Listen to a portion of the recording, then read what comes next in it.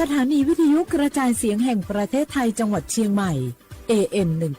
1476 กิโลเฮิรตซ์สถานีวิทยุภาคภาษาชาติพันธุ์แห่งเดียวในประเทศไทยที่มีความทันสมัยเชื่อถือได้สร้างอัตลักษณ์กลุ่มชาติพันธุ์สู่สากล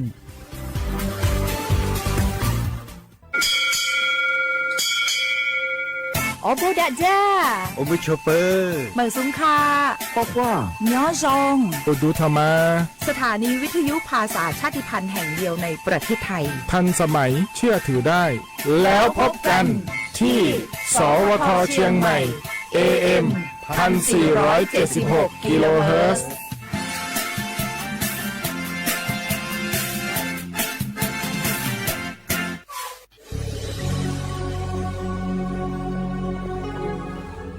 เกิดเป็นคนไทยเติบโตบนผืนแผ่นดินไทยจงภูมิใจในความเป็นไทยชาติไทยเรานั้นนับเป็นชาติที่มีความเป็นมาเก่าแก่ยาวนานเรามีภาษาวัฒนธรรมและมีสิ่งต่างๆที่เป็นเอกลักษณ์ให้เราได้ภาคภูมิใจในความเป็นคนไทยเราควรเห็นคุณค่าและมีความรักชาติหวงแหนแผ่นดินอันเป็นมรดกของบรรพชน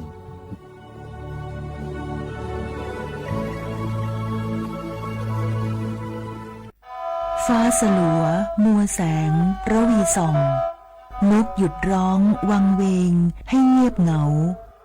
มองฟ้าวันนี้เป็นสีเทาอกประชาหมองเศร้า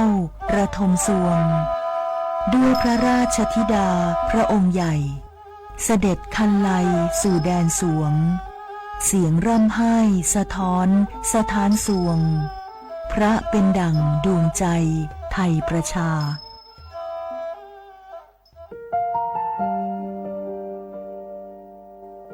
งาฮือละหุยาชอเจทอกาไทยมีกูเวจอมออเอโลอาสะเลไกเปวิทัปปะตองาฮือมีมาลูจาเวโยงาฮือมีเวอเอโลแลมีจอมอเวอปาโลเกโลมุนอมาโคโลโกเอเปวิโยงาฮือเตกาเลเลกางาฮือมีจอมอเอโลทะหะเวอคโลยอทะคาทากะดอนอเชตุโยงาออโตแลละหุชอเจเวอตาละหุคอเป้าเสมานาคาโบเพวิโย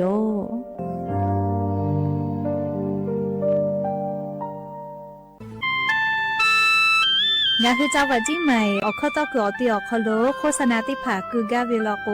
จ้าดาลาเพวิโยอลโกงาคือจีใหม่ออกคโลเวสถานีวิทยุกระจายเสียงแห่งประเทศไทยจังหวัดจีใหม่แลออกข้อต่อเวสายาติผาสู่ไกเวกาวูจ้านหูและโฆษณาติผาคือกาเวลโกจ้าดาคือโทรศัพท์นำบัตรแนะ0 5 แซนี่4ขอ0ขอฮีไม่เฮเลกะ0ก้อนี่อ้อขอฮีงาสกอโทรศัพท์นำบัตรชเวทะจ้าดาและโฆษณาติผาคือลาเพดิโย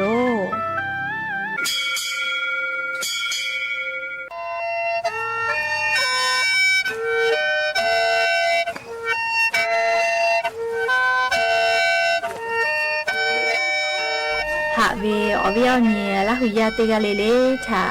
ตาอุยอยาเวออคโลละเซจาเลอรายกาอโบดาจาอคโลหะยูลาวิโยแมนอคือกากาเชเวอคตอคือเชเลจีใหม่ขอยาลอยาอคตอคืออตีสถานีวิทยุกระจายเสียงแห่งประเทศไทยจังหวัดเชียงใหม่ AM ติฮิโอฮาสจิคกิโลเฮิรตซ์ติไล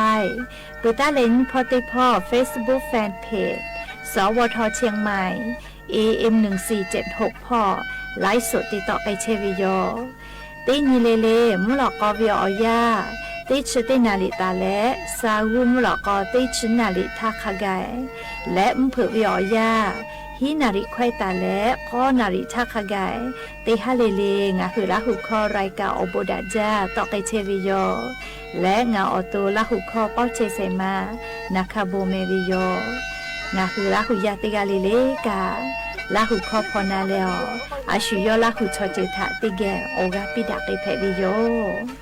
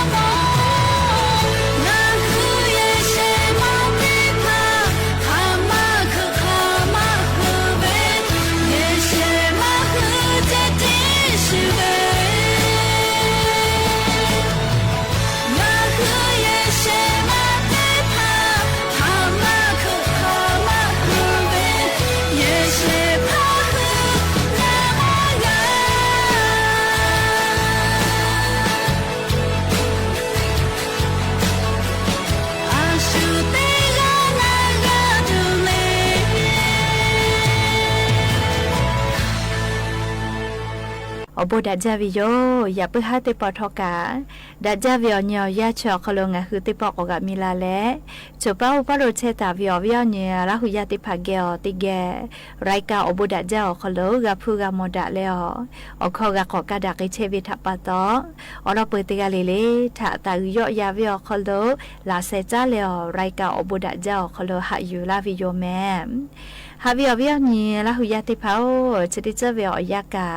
เนี่ยคือไทมิงก็คอโลแลมุยิคืออยาเพวิตาปะตองาคือติกาเลเลทอกาเชซาจอซาพอวิทาอายิติแม่ติกาเลลิกาจาวิดอวิเชวิจอวิเตเจเลลิพออายิอยู่แล้วอาชุยอตุยอยากาทะคเดนหาซาดักอิสิแม่ยานี่แหละชุดที่สองคอลสุนียานี้สหปาจุเรหปาคอลติชกอนี้มูนี้เพวิโยและจะขอนี้ให้นิชขอมุขอ หาเวียวเนี่ยละหุยาติเผาเตหะเลเลเวียวยาฮินาริควายตาแลก็นาริทักขะไกเตหะเลเลงะคือละหุคอรายการอบดะเจ้าคอดตอกไกเชวิโยวิทยุเรดิโอพอ AM ติฮิโอฮัสจิคกิโลเฮิรตซ์เตไลพอเบื่อรายการนี้พอเตพอแล Facebook Fan Page สวทเชียงใหม่ AM 1476พอกะไลฟ์สดติดต่อไกเชวิโยงะคือละหุยาข้าพ่อซัพพอร์ตจอก็อุพอพอนาแลติแกนี่คือละหุชเจตาโอกาปิดะไกแพวิโยและชุดที่คือคือกะกะเชวิออคเชแลงาละหุคอป้อเชเสมานะคะโบเมวิโยงาคือเข้าตะกอตีแลสถานีวิทยุกระจายเสียงแห่งประเทศไทยจังหวัดเชียงใหม่สำนักงานประชาสัมพันธ์ที่3กรมประชาสัมพันธ์แพวิโยและอย่าเพื่อหาวิอยาโครทกาอยู่เวลาตาวิซาตาอลอติผาไลรออยู่เวลาตาวิโยแม่อคือปืตาและอเลมือทักไกติเกเชอาเลออกาปิดักไอแพวิโยแม่และอย่าเพื่อหาวิอยาโคโลอลอปืเตลองะคือติเกอยู่เวลาและกาดะเจดักไอตัวเวลาอย่ายิงะคือเมียโคโลแพกไอเชเวอเจ้ายามุชามุยีมุกะมหอพอจ้าดะวิซาตาอลอติผาชาอลองะคือติเกอยู่เวลาและกาดะเจดักไอตัวโยแม่อยาเลอพคาจาพุชกะยูวมากาวิทัปะตองาฮือแลลียกะขอวิชอทาอยาปีมากาวิตยาทาจอดาฮอดาเลหาดาเปดาวิอเจจริภากะยอไกปุวิโยจราปะตอยานิงาฮือติกาเลเลกะกาตาวินาลีอยาจริภาอาชัวโปติเยเชเลเตภาลโกลีจอตาวินาลีอยาคาปุกะพุชจาวิทาเจติจุปวาเลเตวิโยพุชกะติจเลเลปิลามากาเมอวิอญราหุยาติภาเตจเลเลปิลามากาเมลิพุชกะเคโก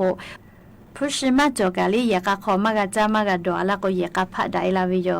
เตปพุชกอจอมาจากะเลงาคือเตพาพาลก็พุจอละก็มิมาอีฮึกาเวเลจะเคตาเปียวเตพาเตเกวิโยยกพุตโกมายาลียาขยาเวอชองาคือชอยาเยวิทาจาดาลาวิโยดาวิพ่อเยเวลก็พุชกางาคือชอยาโปปีลาเวลีนิมาซาตูฮาเลตูลีปิโอตูวิโอเจปีลากามาจาลีพุชมาจอกามาเพงาคือกาติจาเชเวเตนิเลเลชกาพูกาตัวโปจูจาเลกาติเชวิโยเตพาพาลโกเลยากาขอจิชาเวนาลีจิกาเซเวเยยากายาทาฮูกาเวเลยาปายามิทาจุเยมายิปีกาเวพุชเตพากาเยเวยาชอติภาษาติจอเลเยปุเวลโกอบูจอจาวิโยเฮโกงาคือจะเป็นยาวิอยาวคโลกอนิวิทยาทากาวิพ่อและเยวิพ่อชอมักคือดาวโลเจโกมาเลกาวิพ่อกาฟูอีและต่อยวิพ่อกาวูจากาวูเยวิพ่อแล้วก็กขาลาวิทัปะตออาสาติกอคโลเยกาไลเยกากาจิชาวาชาวิมาจากาวิพ่ออีแหละต่อยวิพ่อมาลาวิทัปะตอจิชาวินะเฮโกงาคือมีอคโล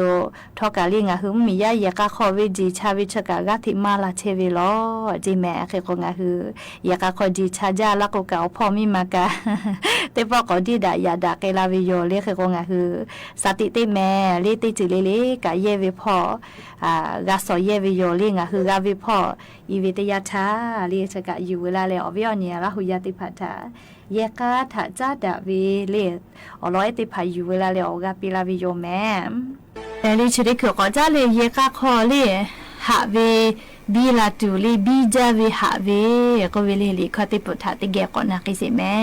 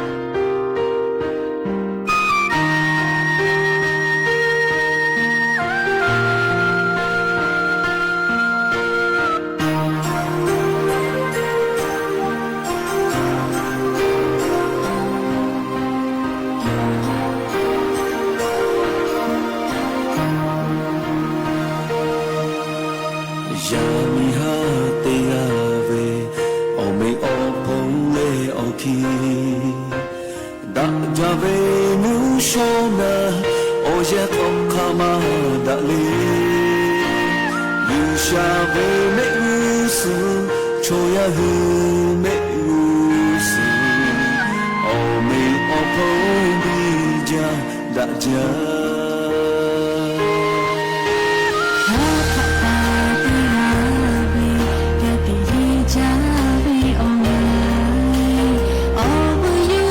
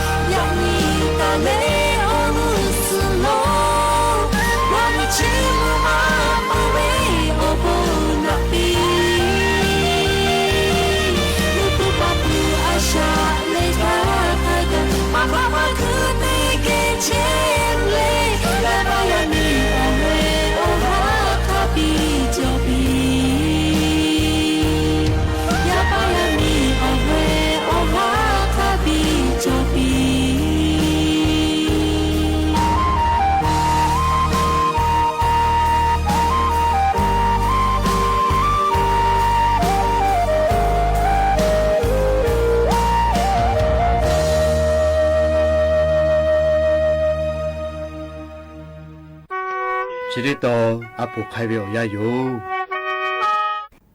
ยันติปออาปูเอติลออยู่เวลาแลใครมาดักไอตเวอาปูอลอแลเพซาจาวิชอติกาแลหาวอจาวิชอติกาวิอลอเพวิโยเตปอทาคาติคาอคโลยาเนฮอกคาปานีกาจอวิเจยูหุมาชออชอเพดาจาจิแมเลติญือลาเลลิยูหุมากะอาชุยวิโยเยกาจอเกเวนะยาเนฮอกคาปาติกาโลโกเลเยกามาจาอมิมามาจอลิยามาจอยอติกาติเชวิเจยาคายอเลเลอมิอยามาจอวิทัปตอเพซาปอซาจาจามาปือดอมาปือจิเมเลยาคายาเนฮอกคาปานิกาติกาจอเลอมิมาฮือเลเยกาจอเลยาปายามีเยกาขอคาเบียจอวิเจยาคาลิโยเยกาเลลิหาวเวจิเมเลอมิอยาจอวิทัปตอตินทาลียาเนฮอกคาปาชนีกาโยหุมาอชอเพดาวิทัปตอเลติเกเมือเลนะอุติดาวิเจยาเนฮอกคาปาติกาโกเวอชอนัวก็งาเจกะมาค่อยแม่อลอโกลิโนมิอยาจอกุกาลิโนชองาคิโตมาปอซางามิอยามาจอกุกาอพาลิโอลิปอซาจาจามาปืดอมาปือ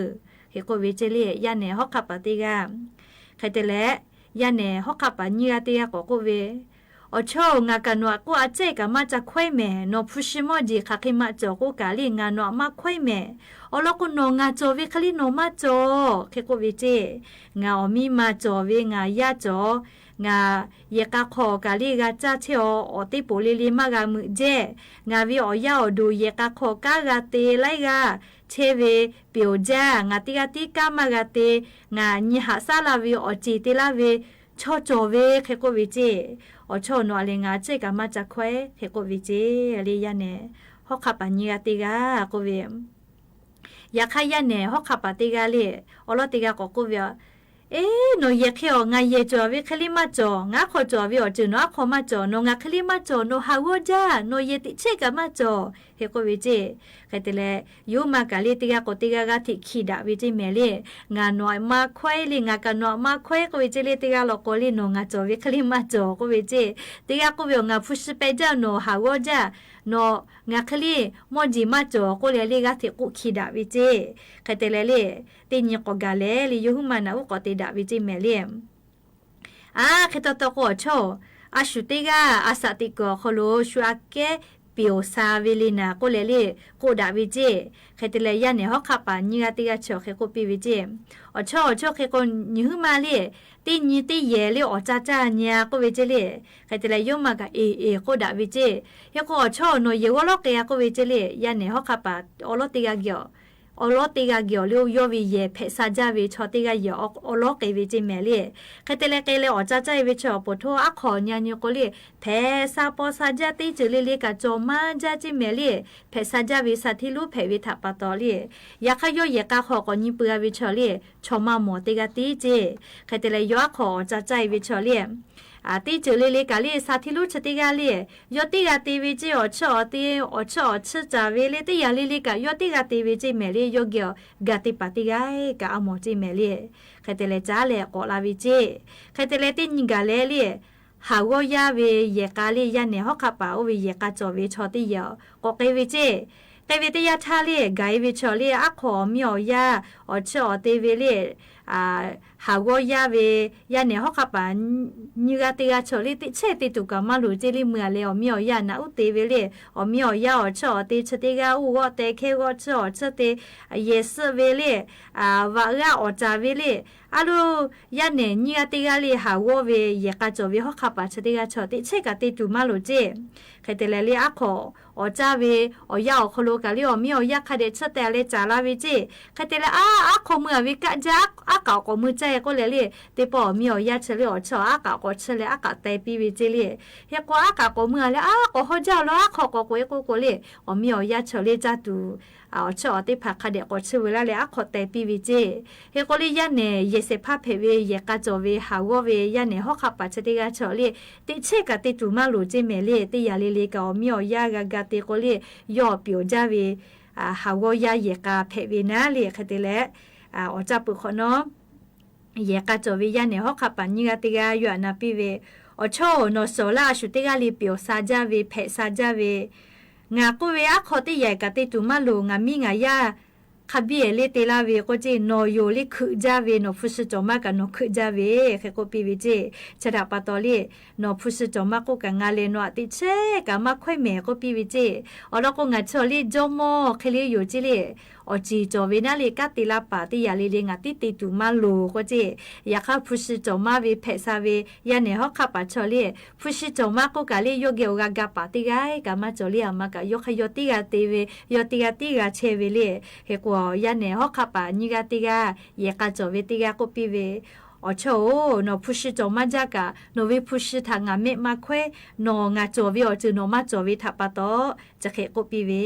จิเมลีอาป่วยจะติลอคาเคติฮิยูกุมอวิเลโกโกลีงาฮือชอยาชออวิอญอชอปะมาจอเลติกาติเชวิลอโกลีอามาติกาอาชุยกขยติกาติเวเลยาคาอวิอญอชอปะติเกเชวิลอโกกาเฮวิมาโกลิติจิจิกาติกาติกาติละเซกากาพุเตียละโกมักคือเวเลติกาติมากาเตเลเฮกว่าเยกาดาเวเยกาติพาโลโกเลเยเสพาติพาเลลีโจโมคลิเพวิโยเลอโลโกเยกาขอยาปายามีญหาซาลาเวเลเตจาเตดอเวเลปิโอวิซาเวนาเลฮาเลเวเลเฮกว่างาฮือชอยาเลลีเยกามาจอวิชอติกาเลติกาติกาเชเวเลอาสาติกอคโลพุชิจอมาโกกา ฮาเลโดซานิมาซาวิออจิทะจามากะยาคาเยกาโจวิเลลิฟุชิมาโจมากุกะอมิอยาติเกกาติจาติดอติเกกาเชโกลีฮาวอกาลีตินิฟุตินิกาจากานิคัสเลฮาเลโดซาวิเมอาชุยอเวอมิอยาเกอกาเชวิโลโกลีอภิอาเลเจกาเลกาลีนิคัสเลจาเมเชเวเจเมเยกามาโจวิชอติพาโลโกลิจาตุคามาเมกาติกาติกาจากโกลิจามาเมเลเกโกเยกาโจวิเลเยกามาโจวิอาเกดาวิโลเมเลชกาอปุเอหาวจาวิชอติกาเลเลเพซาจาวิซาทิลูยาเนติกาวิออลยูเวลาเลเลอวิออเนราหุยาติพาทะชะเคไขมาลาวิโยเมลีอย่าเปิดหาเตปอชลากาลาติเวออลอติพากาชมัยจะได้โยเมกากาพอนาเลอโอกาปิลาเชเวอวิออเนลาหุยาติกาเลเลกาลาหุคอพอนาปุขอนอเลติกาเลเลซุเมกาเมเชซาจอซาเลฮาเลดอซาปิเมอบูอุจามีตุโกโยอาตุเบเมบาเทเวดีชินิเลโอกาปกุจามาโมเวChi la portuve asciuti rale Gioco crete la genti Ola la ve Me hai pacia no giale capi Yo uta ishu geshi lapi Boko ta no mama ko asciuga tule Mama ko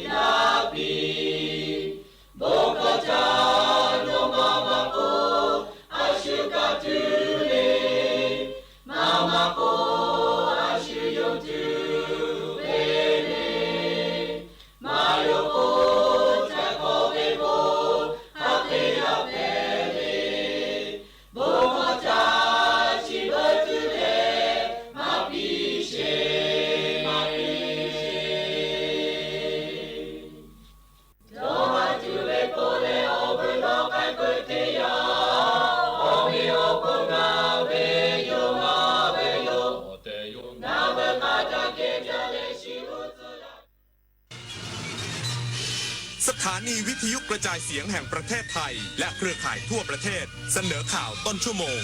รู้เร็วรู้จริงเกาะติดทุกสถานการณ์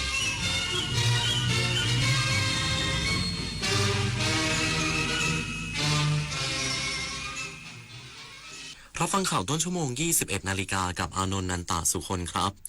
สำนักงานตำรวจแห่งชาติและกรุงเทพมหานครบูรณาการนำร่องตรวจสถานบันเทิงย่านทองหล่ออีกสักครู่กันมาติดตามรายละเอียดครับ ท้องฟ้าหม่นสายฝนพรำดังน้ำเนตรทุกทเวทอาลัยหวนให้หา พระมิ่งขวัญดวงใจไทยประชาทะเสด็จสู่ฟ้าสวรรคาลัยน้อมรำลึกในพระกรุณาธิคุณข้าพระพุทธเจ้า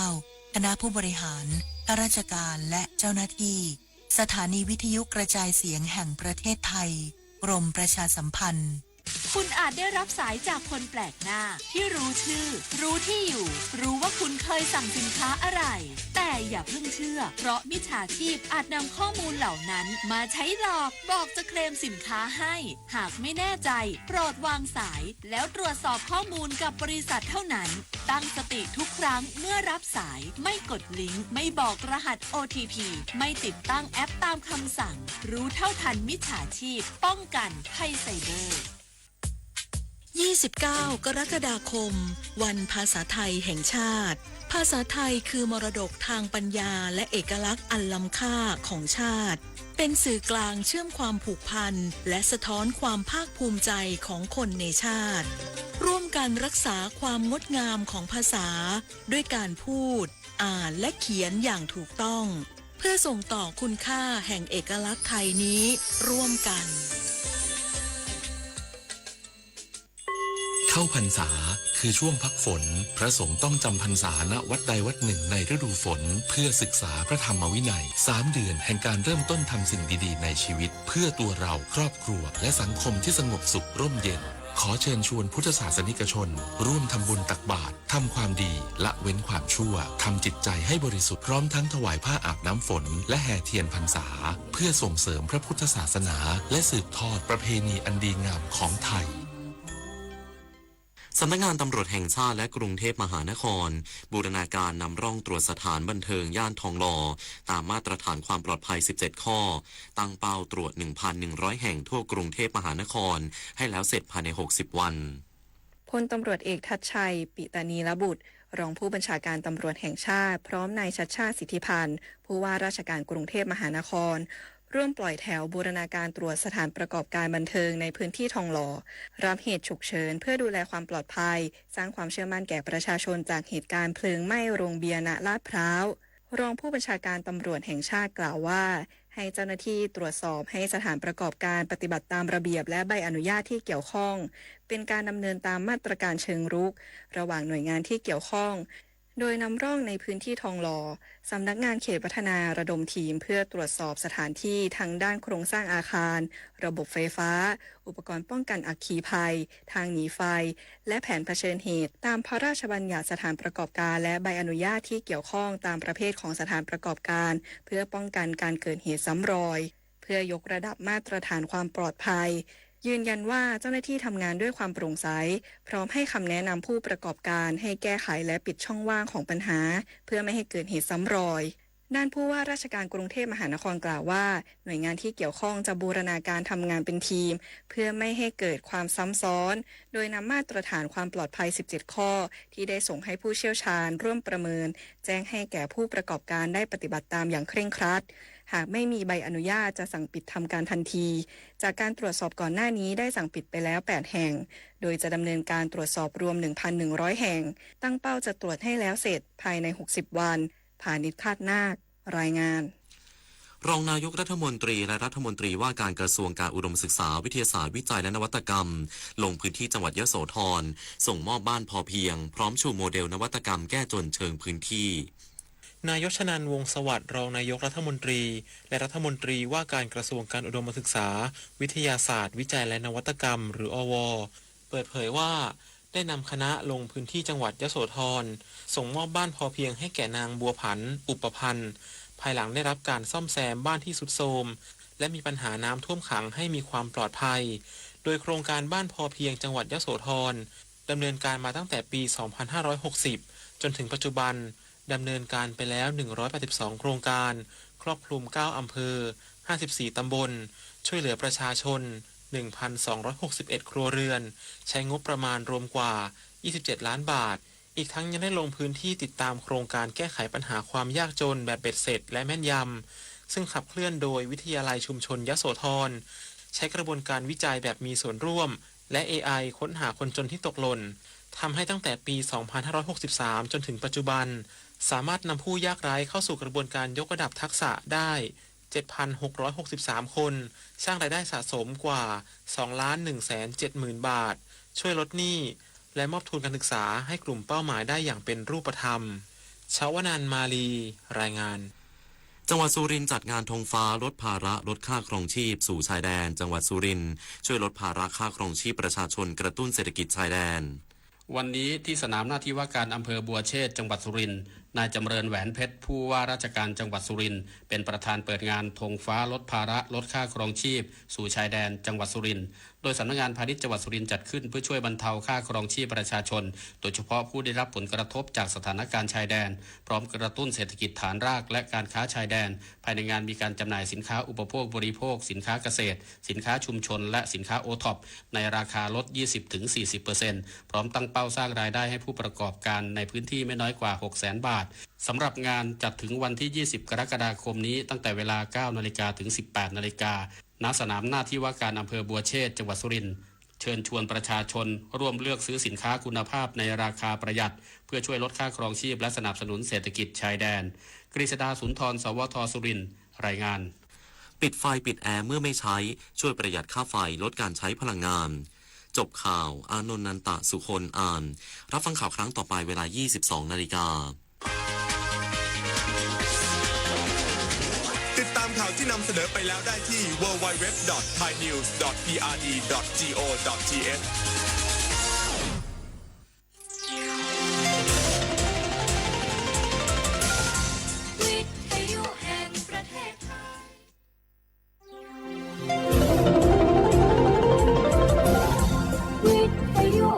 ประเทศไทยให้ความรู้คู่ความสุข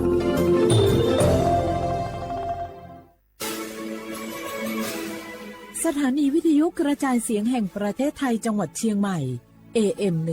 1,476 กิโลเฮิรตซ์สถานีวิทยุภาคภาษาชาติพันธุ์แห่งเดียวในประเทศไทยที่มีความทันสมัยเชื่อถือได้สร้างอัตลักษณ์กลุ่มชาติพันธุ์สู่สากล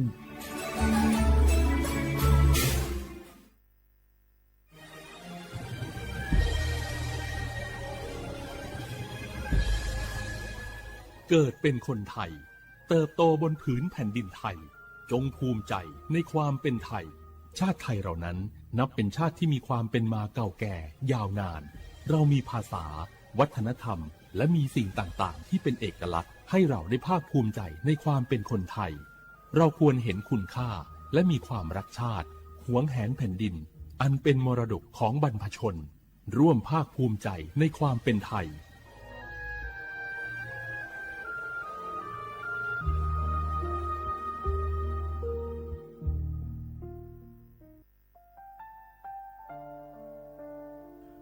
อาเดือไทยมิขอสมภาอามาสมเด็จพระนางเจ้าสิริกิติ์พระบรมราชินีนาถพระบรมราชชนนีพันปีหลวงควยตาโอดาเลียกาชายันดาชอเนมาอายออามามิขอเปียวเนไทยมิขอกะดูอาคาชอเจอกะดูเงเกเนลาหมายแอจิชนีถามิเนนืมาหลักเวมาเงเลเชญญา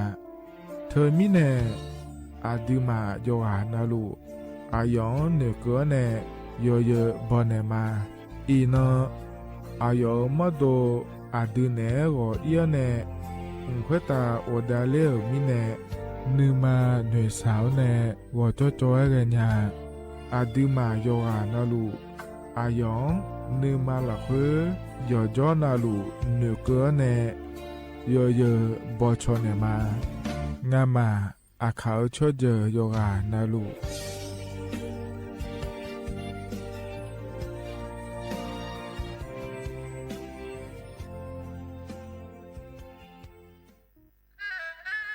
ราบก้มบังคมบาปิยราชธิดา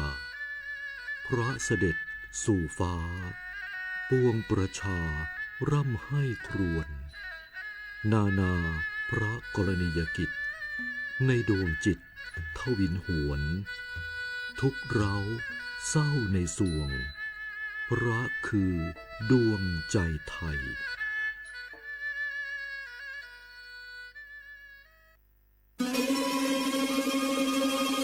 ก้าวสำคัญมาถึงแล้วเจียงใหม่นครหลวงของล้านนา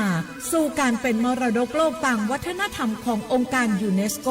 เมืองที่ยังมีชีวิตและมีประชาชนอาศัยอยู่ร่วมกันวันที่ 3-8 สิงหาคม 2569 นี้สภาการโบราณสถานระหว่างประเทศจะลงพื้นที่ตรวจความพร้อมจังหวัดเจียงใหม่ขอเชิญชวนภาครัฐเอกชนและพี่น้องชาวเจียงใหม่ทุกคนมาร่วมแรงร่วมใจ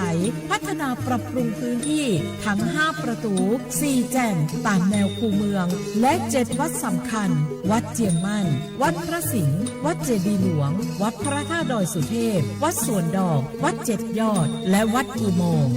ช่วยกันดูแลให้สะอาดงดงามคงคุณค่าสถาปัตยกรรมดั้งเดิมเพื่อต้อนรับการตรวจครั้งสำคัญนี้ร่วมกันร่วมสนับสนุนเจียงใหม่สู่เมืองมรดกโลกต่างวัฒนธรรมโดยสวท.เจียงใหม่สำนักงานประชาสัมพันธ์ที่3กรมประชาสัมพันธ์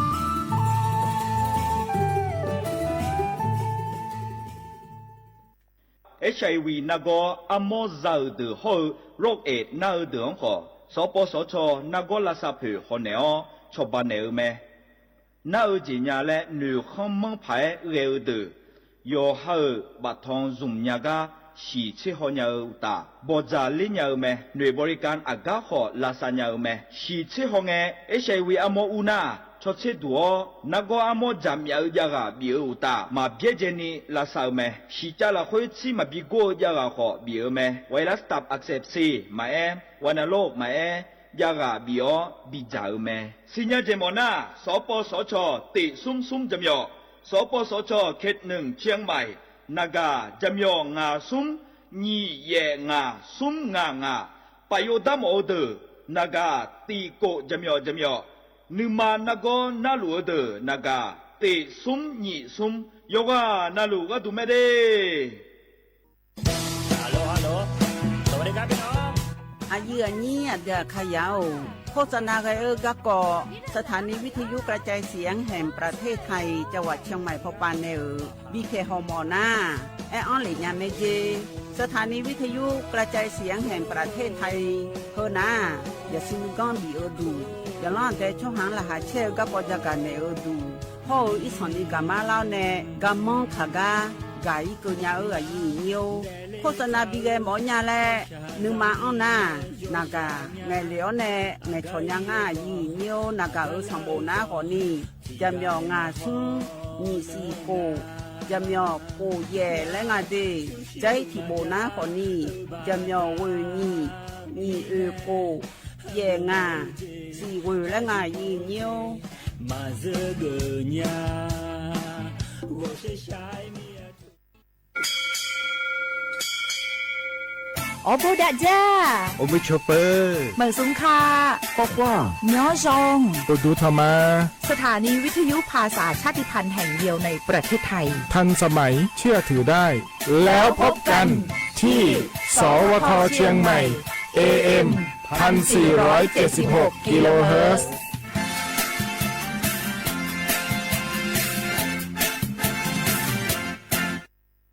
ข้าชอแม่นู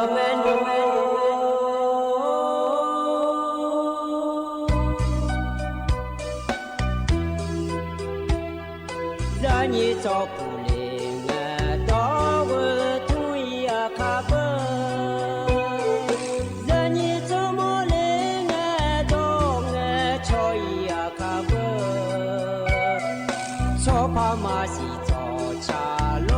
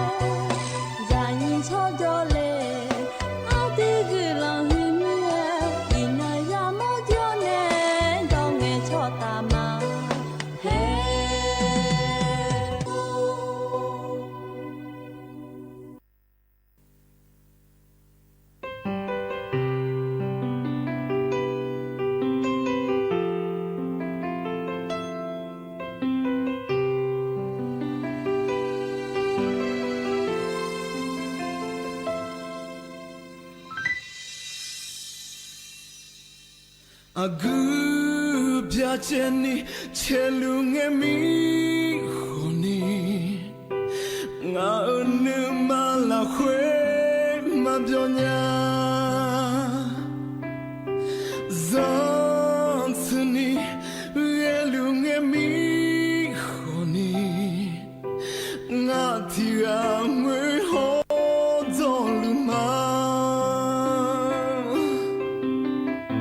신사워 뭐하냐 비진타호 나은데지 하는 너 비지타마 비지타마 умбятени 냐룽알레 리고 마누가 예예냐메 아나니 가루마메 리고 마누가 워이냐메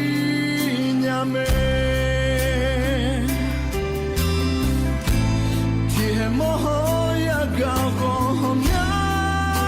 리냐 시사워 뭐하냐 비지 호네 가고니 느사마야 느사마야 주시네 능가 비서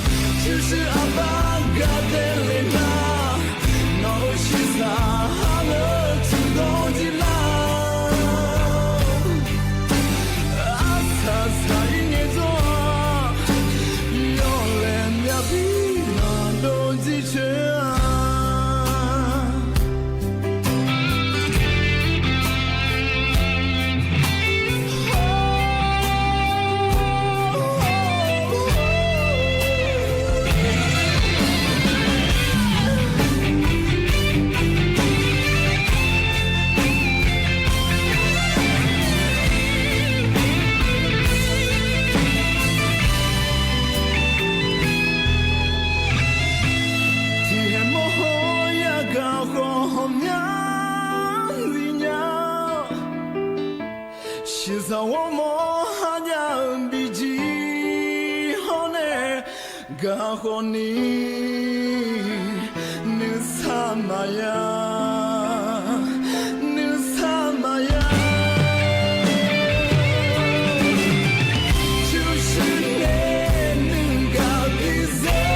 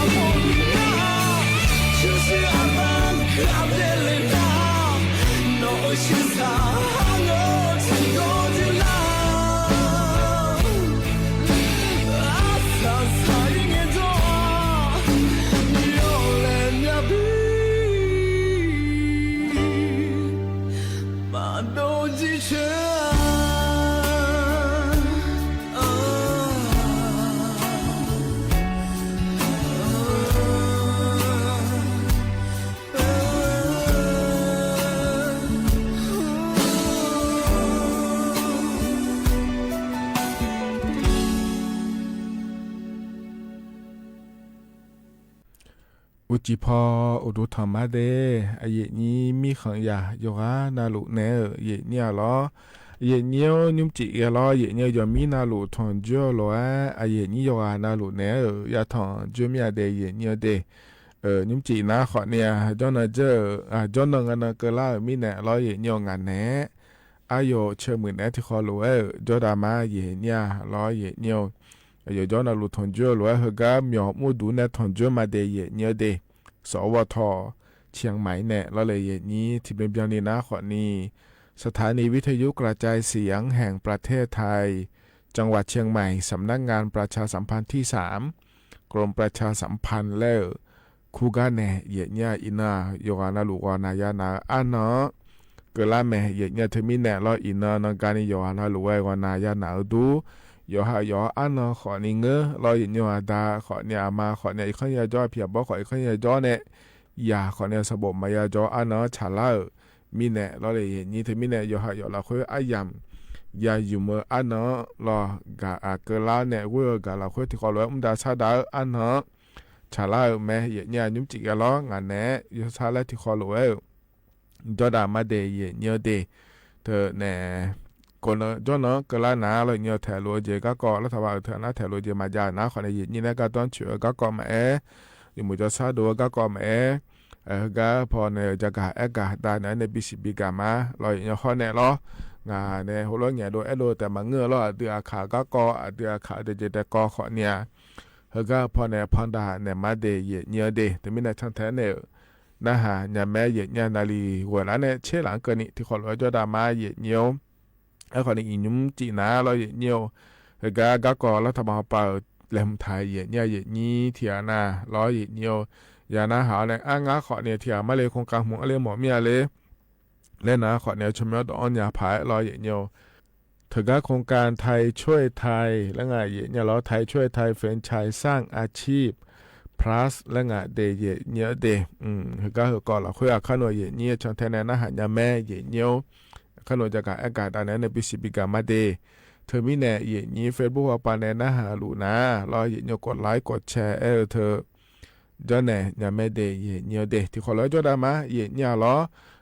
ยุมอาดัมเบติเฮละคุยนะขอเนี่ยอันเนาะจะแม่จักาดันเนี่ยมาเดยเนี่ยเด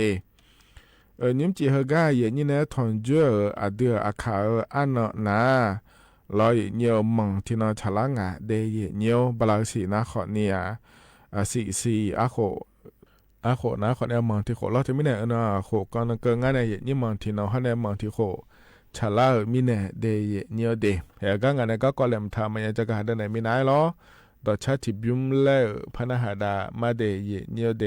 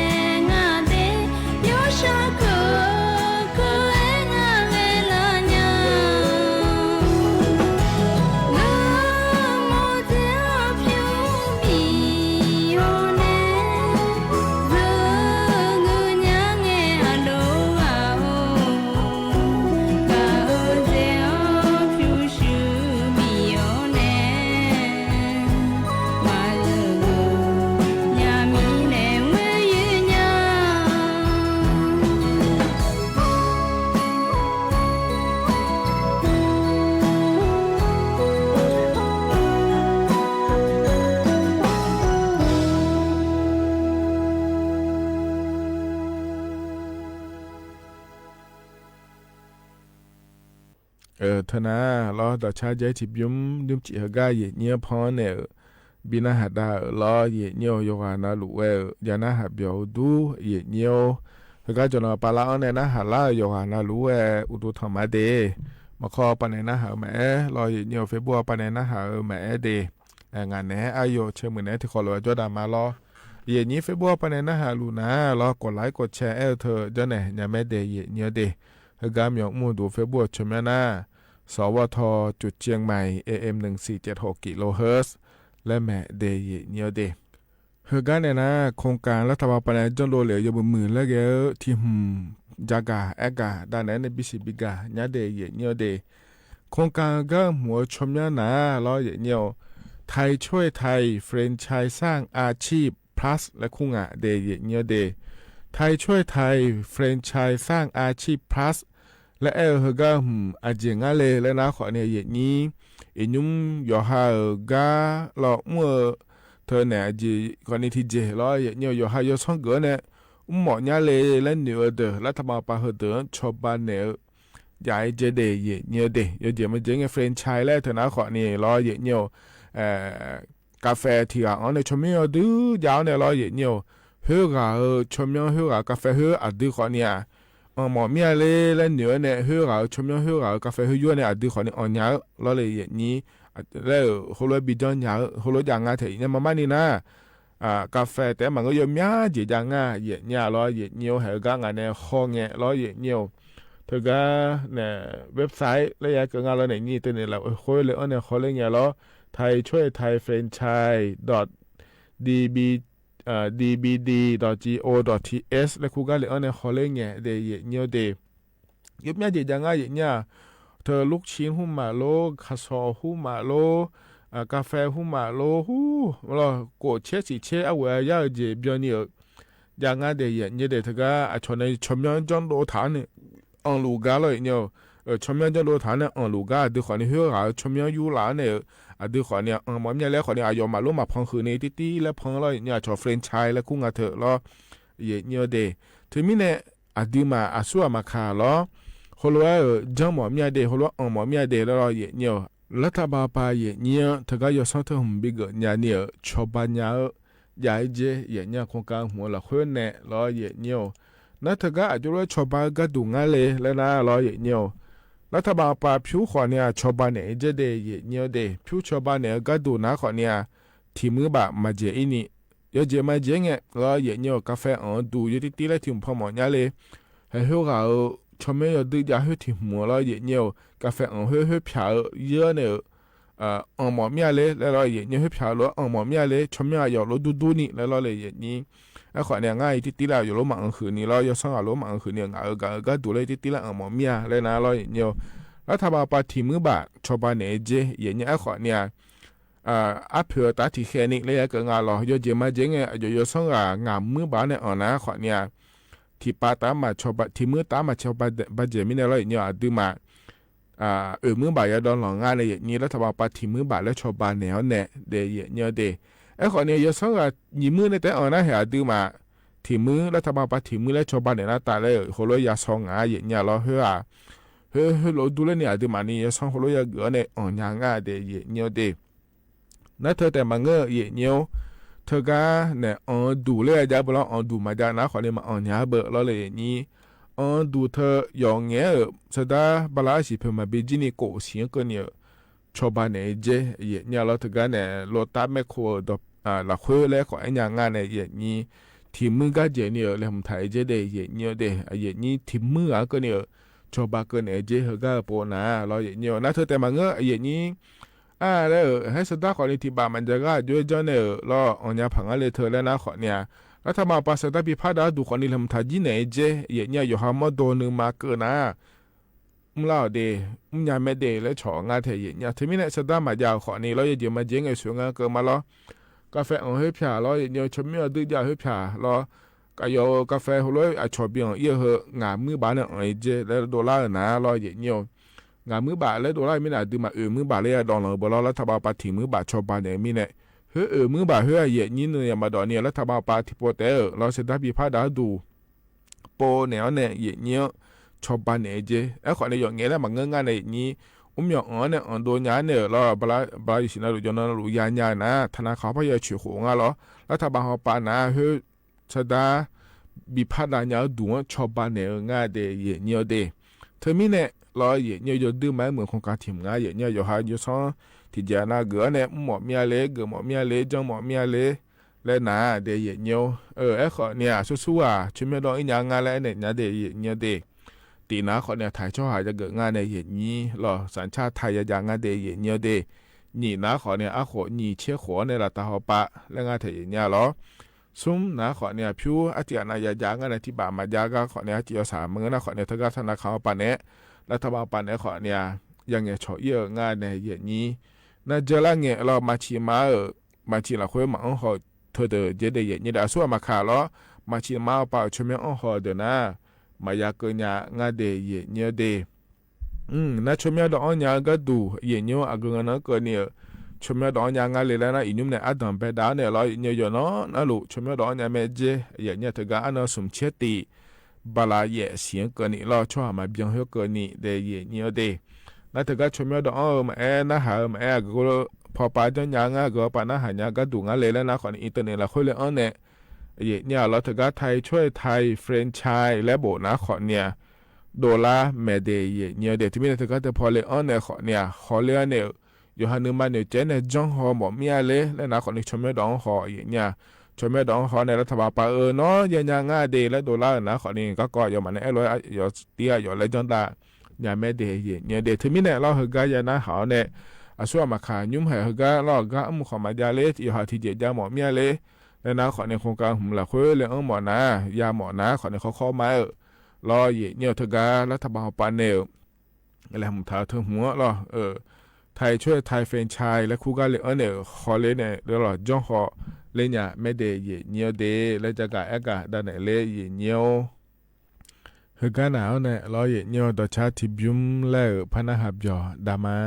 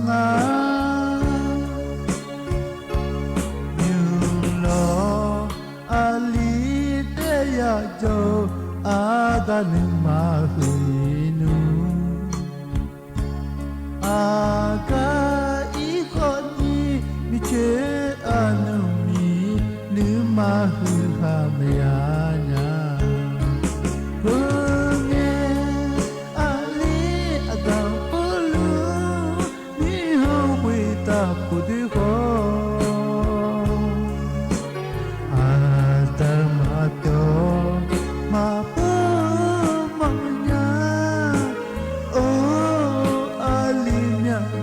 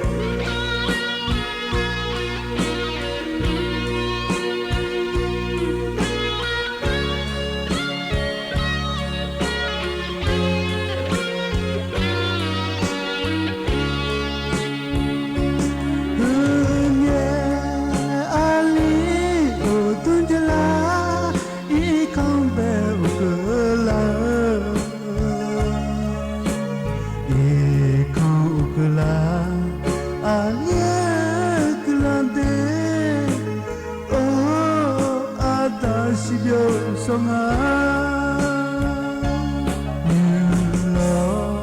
อาลีเตยาโจอากานิมาหินุอากาอีคนนี้มิเคอานุนีนิมาหิอาเมียญา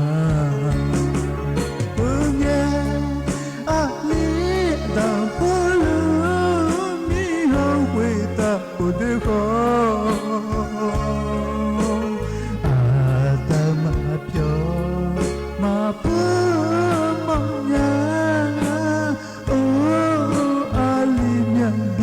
Donya yo yange atane me doko alimana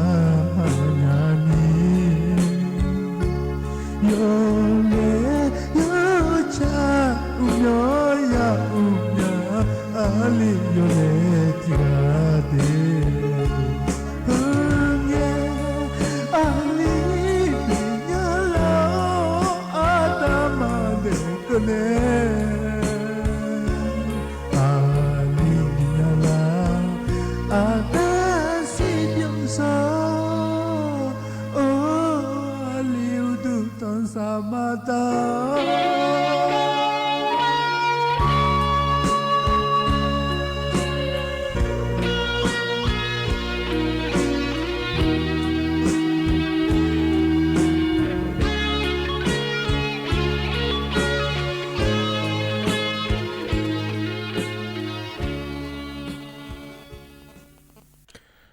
นะขอนี่ต่อชาใจที่บิวมาเยเนื้อพอเนี่ยบินาหาดาล้อ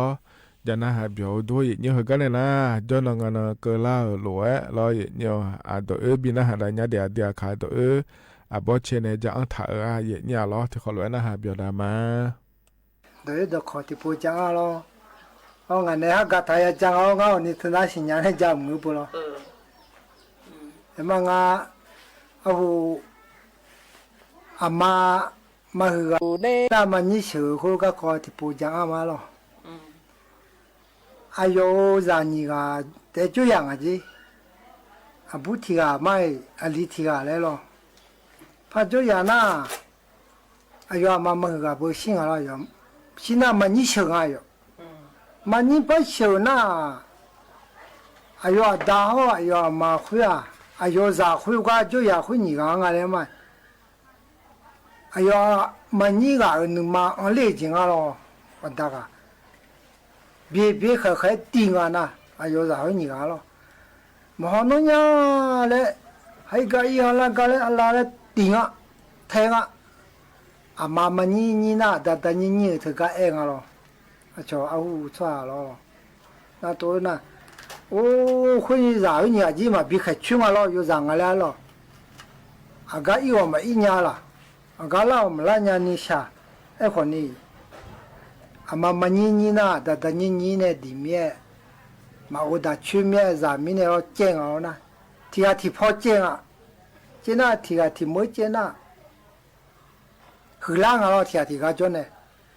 荷兰那，多人们啊晓得啦嘞那，啊不啊就送你的啦嘞荷兰那，提下提个做面。都这个大个真稳啊呐，那稳呐，啊不往个瞧一那哎呦啊，你来不是呢啊多个咯，啊多个离啊我，啊不往那你个，我大个真呢，我瞧一个那地步，都这个来帮我呢，好话，啊真呐，地步个，到家的罗家考呢跑领啊咯，我嘞那你不跑个啊？我把这把家嘛个了，啊，就你路来了，家嘛个呢，怕我了，从不啊，就家在嘛来了，你不，家在嘛你不车嘛来牛啊有了，啊牛啊，哎呦你嘞有么事呢？啊不哎呦都嘞么事呢？我嘞，啊怕吃枪啊呐，啊就正旁啊个嘞，啊怕吃枪啊，啊就伊那喜欢弄个拉不落来了，啊怕吃枪呐。nó lên nàng à lo, ăn đồ ăn khó lo, bữa này, nó số vào ở gia li, 阿苏阿多嘞嘞，阿怕差几么事呀，就我咱们了咯。那要蛮好呢，但係điều都要出要路啊，要海要路的路多嘞个哦。那阿多講呢，你個呢多呢？那阿多講怕那個只查理呢嘞，但係那我是嘞你在買嘞個，不啊。阿胡嘞個那我嘛的嘛叫牛嘞。阿胡我嘛是那我的。mani sya le mani pa syo na ama mani na da da ni ne nga ani ti ale jo li le lo na ti a ti pho che li nga nya nung le pha e ne nga lo ayo ni nga lo do ga lo ayo ni le ma si nya ko hu che li le te na abu ne to ene na ado ga ko ne ngu yu li nga na lo我就那，你我来女领啊，我好了，我新家领啊哟，那么我那，你开个那哟，只我他那边那，你也不怕那我了要懂了，那是话啥？你来那，葫芦来一种那，你也只怕那我了懂呢？那搞里呢，那我今年妈妈你那，大你那地老买嘞，葫芦姐嘛，我今年那爱路来爱我了，不啊去了，来爱我难多啊，多那那今啊你蛮好呢，我那读的要出要路个点来了，要好包点来，忙个那好些嘞，路你个帮我读要出要路要好啊去，哎呀妈妈你好的那地了，读个帮我读要出要路要好，我。哎呀，你伢嘞，我要你努力伢咯，这下题目前面嘛是伢咯，对面嘛个拉回来的啊，就课买怕吃买说啥嘞，这个也抄是伢咯，等那嘞你嘞，我是哩伢样咯，是哩那，买汤就他也不拿来了，嘛个伢来了，都一看我呢怎么的。不包呀来了，炒不包呀来，无影啊！那天还我要，不那要炒，怕有包啊难度啊咯。有包那要你要那个户外嘛，要你来不行没个啊了对不？收来了要看比较啊那咯，比较那，天还叫那，那户外那不是咯，要大好要嘛你会下来啊咯。题目呢？那题目，题谱呢？题谱一道唱下子下来他，也冇人家伊怎么冇呀？我爱표시呀算下去，唱那，好下唱下子好比真的啦，不啊，你啊，怕妈来哭过咯，要你超级比真个咯，这那对比呢，那有然后你啊就讲动啊子，动那，还有然后你啊不啊离婚你干嘛？哎呦，大了好食堂啊！那大个俺嘛有啥去年个来没事呢？那没事呢那，嘞留嘞，好这边咱那拉些嘞，표切个今那边那拉嘞，小大么个人面嘞一唱啊咯，包呢便宜个，这些嘛俺包这些来拍那个要留个，包嘞不苦那个，大嘞没苦呢咯，新娘啊话要大嘞，那。都拍呢那，你们我包起来比咋的嘞？你们我谈着头嘞，包用个，我都比这人家不啊嘞，有都麻烦一年啊，一浪起浪些来咯，那一浪起浪零啊，有都麻烦，起浪呢不浪呢浪那，起看呢要都起年啊，还多嘞浪三马来咯，浪三马，我都往个带些嘞呢，比带些哦。都在看，我这比较今年嘞，我这要么拍上，包我比那个了要当，我都提不这些包，我都在看么样来那个咯，都那包包啊，现在嘞拍这个咯，这个这那，要离婚啊，我都要出要路要会要好个模领啊，就那了，包我都这个这把来呢，嘛这你唱啊这，这个我嘞女领也不咯， นี่นะว่าเลี้ยวแล้วแพงอ่ะจีเฮ้ยน้อดูเจอกันละเลี้ยวแล้วบอกว่าอามาอยู่จียอกแกมึงมึงบัวแล้วแพงอ่ะจีเลี้ยวมันเงยเจเนี่ยงั้นหรอเอางาดาอามามันนี่เชื่อนะแต่นี่เนี่ยงาดาเนี่ยดิชูดิลูหูแกไม่รับบอกเลยงั้นนี่มันนู่นจ้าบุตรลีที่อะไรจ้าที่มั่วเจ้าคุยมาลองเลยเนี่ยอยู่ตามคนเนี่ยงวยจีน่ะที่จะไม่ยันนี่หรอกส่งเลยท้าละอยู่บุอยู่ลิงไงเลยสิลังอะไรอย่างหรอสิเลยเนี่ยงวยจีali ga bisinya le jong ha ne lo yo gomi ne lo na ngwe na u le yo yong phang le yo ne du ne ngwe ha yo li nga le phai nga ji o ngwe mi o da le no li nga le sia mi a le e nga ji ngwe mi a le no ma ni na da ni ne yo nya no di la me lo le e ne nga ji lo no ko bisinya le du ji le thu mi khai mai le ngwe nga ji yo li be chu ta lo ngwe naดาวเลยอันนี้ก็ยังไงป่าบอลเล่นพักคุ้งน้อทุลัวจิวจินาโลมาจานี่น้อจะมีอะไรที่ก็บิดเจน่าเลยงั้นหรอน้องชูเสนมาเลยหรอที่จะทันดูชาเลยอายุจะเลยสิเลียลงมือแล้วดูจะเลยสิเลียจะมีจะเฮก็นึกมาจังเขาหน้าเลยอยู่นี่ดูเลี้ยงหรอทุกวันนี้อยู่มีจะนึกเจเนี่ยบิวเลี้ยงจะดาวหรอดูเลี้ยงน่าบ่อายุดาวคุยอายุคุณยานุเนี่ยพัดชูเสนไงจีน่ะให้กว่าให้กันเนี่ยนะจีแม่นี่พอเลยเธอนะบอเชนจะอันถ่ายตัวรออย่างนี้อย่านะหาเบียวด้วยอย่างนี้ว่าน่ารู้เดย์อย่างนี้เดย์ให้กันเนี่ยนะอายามเชฟเบียนิเจล่าเฮเราคุยรออย่างนี้อายชากันแล้วบินาหาดาแกมาเดย์อย่างนี้เดย์ก็เพราะในบินาหาดาเฮนะคนนี้อายุมียุ่มรอเธอก็บ้านดอยงามและขั้วปานเนี่ยงาเธออย่างนี้หรอ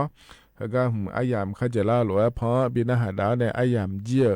น้ากว่าอีมาเดอุจิอยู่มาเดอาคารหนึ่งสอที่ขอหลวงแล้วพัฒน์เจอมาเยเนียวกว่าอีมาเดอุดูธรรมะ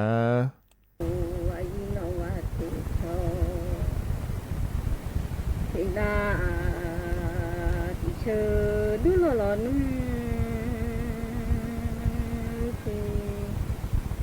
น้ำมันก็สิทำไม่เย่ที่น้ำบ้านมันก็มีน้ำมันก็มีอาที่ทำที่ก็มาเล่นยาก็สิฉันยันโนยิโนเมาโน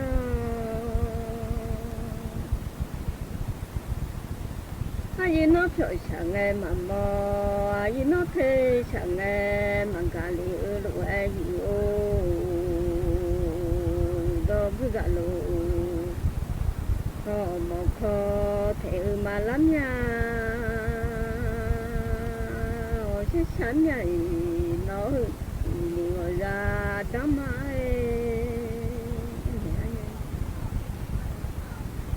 ตัวนี้เราบูสัญญาเยอะมันละเลี้ยสัญญาอยู่งา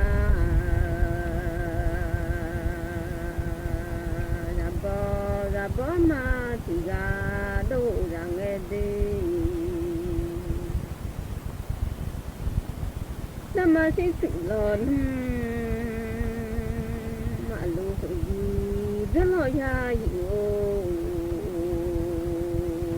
ดามาโนเพลโนมาลูกอยู่จะบุญดมจะยาเลนนกเสือช่างเอ๋จะบ่นุ่งแหล่นิยาอีนุ่งอาเมาเลย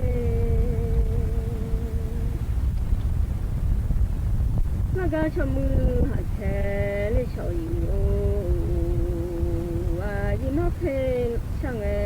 อยากกันเน่นี่ละยาโนมันจะเทบ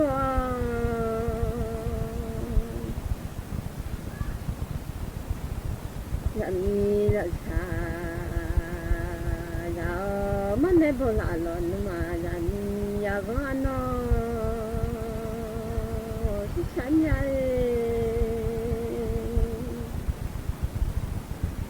เราคุย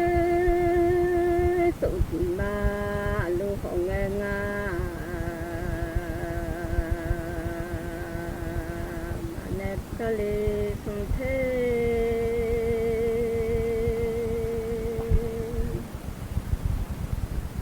ยังไงมาก็โอ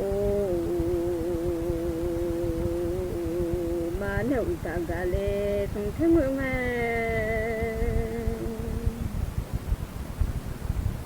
มาเนี่ยอุค่าก็เลยสงทาง人穿着下来的啊，这一有嘞，我老婆呀有嘞，你说会做弄的嘛？老公啊，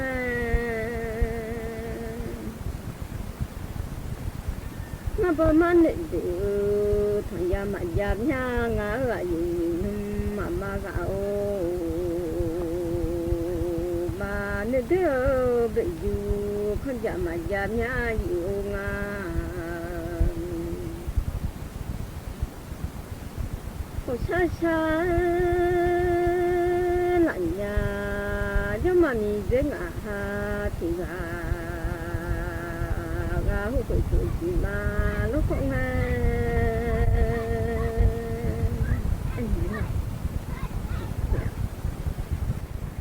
เอาเจ้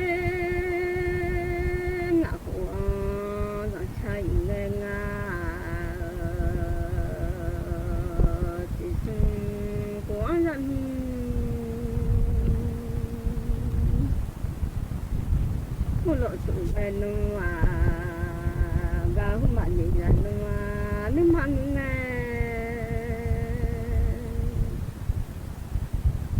ถ้ามีคนสูงหนาวใช่มาแต่อะไรนี่ล้อมยังอาหารมีรสชาติเอาจ้าแต่อะไรนี่หัวยาหนอมอเล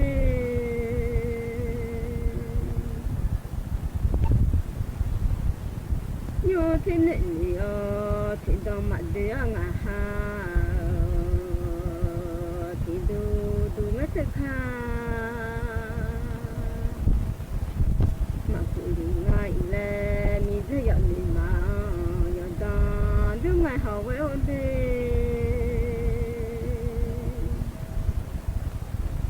ยอดว่าจะมา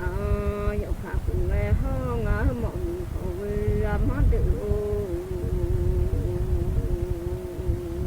ย้อนจีลาแม่บูจะหอมยาย้อนดูละแม่ยิ่งชาฟูอินน่าหอเวลงาจะมีคนตุนามามังเงินยาหัวโอยันมีว่าฉันเอาพอจะมังเงินยายันมีนาเบชยาหัวโอหัวโตนาเบชยันมีว่าฉันเอาฉันลองยันยันเอามองเขาเวลามันเดิน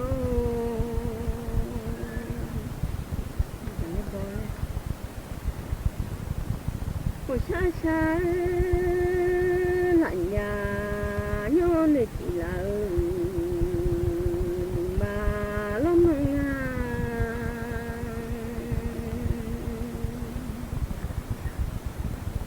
โยหันยาบอกตัวมาลามยาเขาเวโอ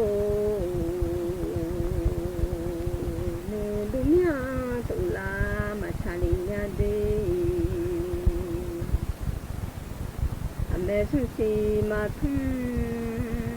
นั่นแหละเขาเวโอฉันจะสุสีมาทุ่งอะไร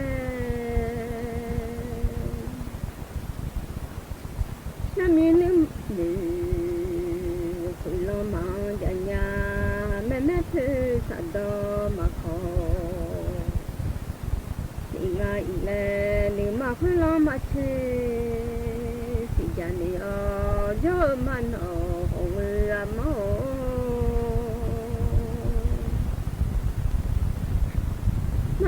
ตะกะเลสิเทงยอมาเนวแค่กะเลสงคันยิงแม่ยันดินชูชอ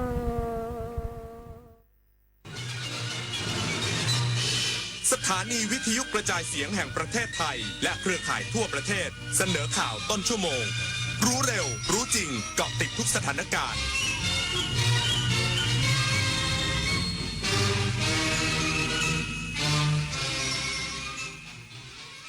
รับฟังข่าวต้นชั่วโมง 22 นาฬิกากับอานนท์ นันตะสุคนครับ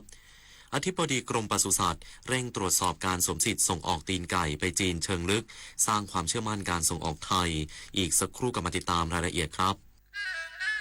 กราบก้มบังคมบาทปิยราชธิดาพระเสด็จสู่ฟ้าปวงประชาร่ำให้ครวญนานาพระกรณียกิจในดวงจิตทวินหวนทุกเร้าเศร้าในสวงรักคือดวงใจไทยขอเชิญร่วมงานเฉลิมพระเกียรติพระบาทสมเด็จพระเจ้าอยู่หัวเนื่องในโอกาสวันเฉลิมพระชนมพรรษา 28 กรกฎาคม 2569 ในงานสายน้ำแห่งชีวิตใต้ร่มพระบารมีสืบสานวิถีรัตนโกสินทร์ร่วมพิธีจุดเทียนถวายพระพรชัยมงคลพร้อมทั้งกิจกรรมอื่นๆอีกมากมายในวันที่ 24-26 กรกฎาคมนี้ณสวนสาธารณะป้อมมหาการเขตพระนครมาร่วมสัมผัสเสน่ห์วิถีไทยไปพร้อมกันเรามีโชคดีที่มีภาษาเป็นของตนเองแต่โบราณกาลจึงสมควรอย่างยิ่งที่จะรักษาไว้พระปณิธานอันแน่วแน่ของพระบาทสมเด็จพระบรมชนกาธิเบศรมหาภูมิพลอดุลยเดชมหาราชบรมนาถบพิตรที่จะให้คนไทยตระหนักถึงคุณค่าและความสำคัญของภาษาไทยจึงถือเป็นหน้าที่ของคนไทยทุกคนที่ควรน้อมนำพระปณิธานนี้ในการทำรงรักษาภาษาไทยให้คงอยู่คู่ชาติไทยตลอดไป 29 กรกฎาคมวันภาษาไทยแห่งชาติคุณหมดเงินไปเท่าไหร่กับน้ำเปลี่ยนนิสัยที่ทำลายสุขภาพแล้วคุณพลาดโอกาสกอดคนที่รักไปแล้วกี่ครั้งเพราะฤทธิ์น้ำเมา วันเข้าพรรษานี้หนูไม่อยากได้ของเล่นชิ้นใหญ่แต่อยากได้คุณพ่อคนเดิมที่แข็งแรงกลับมาค่ะ30 กรกฎาคมนี้วันเข้าพรรษาและวันงดดื่มสุราแห่งชาติร่วมลดละเลิกเหล้าเข้าพรรษาคืนความสุขให้คนที่คุณรักโทรฟรี1413สายด่วนเลิกเหล้าอธิบดีกรมปศุสัตว์เร่งตรวจสอบการสวมสิทธิ์ส่งออกตีนไก่ไทยไปจีนเชิงลึกเตรียมเดินทางเข้าชี้แจงการดำเนินงานที่ประเทศจีนเพื่อสร้างความเชื่อมั่นในมาตรฐานการส่งออกสินค้าปศุสัตว์ไทยนายสัตวแพทย์สมชวนรัตนมังคลานนท์อธิบดีกรมปศุสัตว์ชี้แจงถึงกรณีการสวมสิทธิ์การส่งออกตีนไก่ของไทยในตลาดจีนว่าได้รับการรายงานจากเจ้าหน้าที่กรมศุลกากรว่ามีการสวมสิทธิ์สินค้าจริงและจะตรวจพบในหลายรูปแบบเช่นการสำแดงเป็นมะพร้าวหรือกล้วยหอมแช่แข็งแต่ภายในตู้คอนเทนเนอร์กลับเป็นตีนไก่เพื่อส่งออกยืนยันว่าไม่ได้นิ่งนอนใจและอยู่ระหว่างการตรวจสอบเชิงลึกหากพบว่ามีความบกพร่องในการออกใบรับรองหรือมีเจ้าหน้าที่รัฐเข้าไปมีส่วนเกี่ยวข้องกับการกระทำความผิดจะลงโทษตามกฎหมายอย่างเด็ดขาดแต่หากตรวจสอบแล้วพบว่าระบบถูกต้องจะนำข้อมูลดังกล่าวไปชี้แจงต่อทางการจีนเพื่อสร้างความมั่นใจต่อไปสำหรับมาตรการควบคุมกรมปศุสัตว์จะร่วมมือกับหน่วยงานภาคีเครือข่ายที่เกี่ยวข้องอย่างใกล้ชิดอาทิสมาคมผู้ส่งออกเนื้อไก่สำนักงานที่ปรึกษาการเกษตรต่างประเทศประจำกรุงปักกิ่งและมกอช.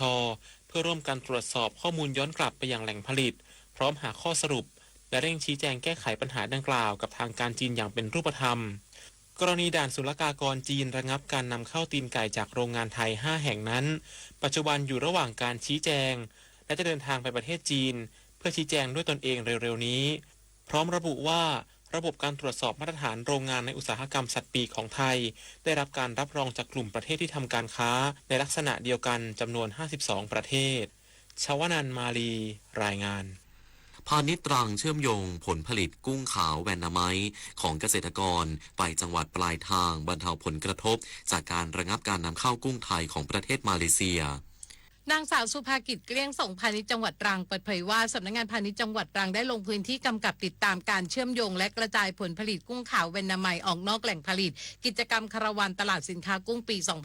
2569 ภายใต้โครงการพัฒนาและส่งเสริมศักยภาพการแข่งขันสินค้าปศุสัตว์และสัตว์น้ำเพื่อเพิ่มช่องทางการตลาดและรักษาเสถียรภาพราคากุ้งให้กับเกษตรกรในพื้นที่จังหวัดตรังทั้งนี้ได้นำกุ้งขาวเวนนามัยคุณภาพดีสดสะอาดเนื้อแน่นได้มาตรฐานจากฟาร์มของเกษตรกรจังหวัดตรังส่งตรงถึงผู้บริโภคเป็นการเชื่อมโยงผลผลิตกุ้งขาวเวนนามัยจากเกษตรกรในจังหวัดตรังไปจังหวัดปลายทางที่ไม่ใช่แหล่งผลิตช่วยบรรเทาปัญหากับเกษตรกรผู้เลี้ยงกุ้งที่ได้รับผลกระทบจากการระงับการนำเข้ากุ้งไทยของประเทศมาเลเซียและเพิ่มโอกาสการเข้าถึงผู้บริโภคกุ้งในภูมิภาคต่างๆได้เพิ่มขึ้นสะท้อนความร่วมมือของหน่วยงานภาครัฐในการขับเคลื่อนการตลาดเชิงรุกยกระดับศักยภาพการจำหน่ายสินค้าเกษตรสร้างรายได้ที่มั่นคงให้แก่เกษตรกรและเพิ่มการเข้าถึงสินค้าประมงคุณภาพของผู้บริโภคอย่างมีประสิทธิภาพโดยมียอดรวมจากการเชื่อมโยงผลผลิต3ครั้งปริมาณรวม 9,000 กิโลกรัมมูลค่ากว่า 1,950,000 บาท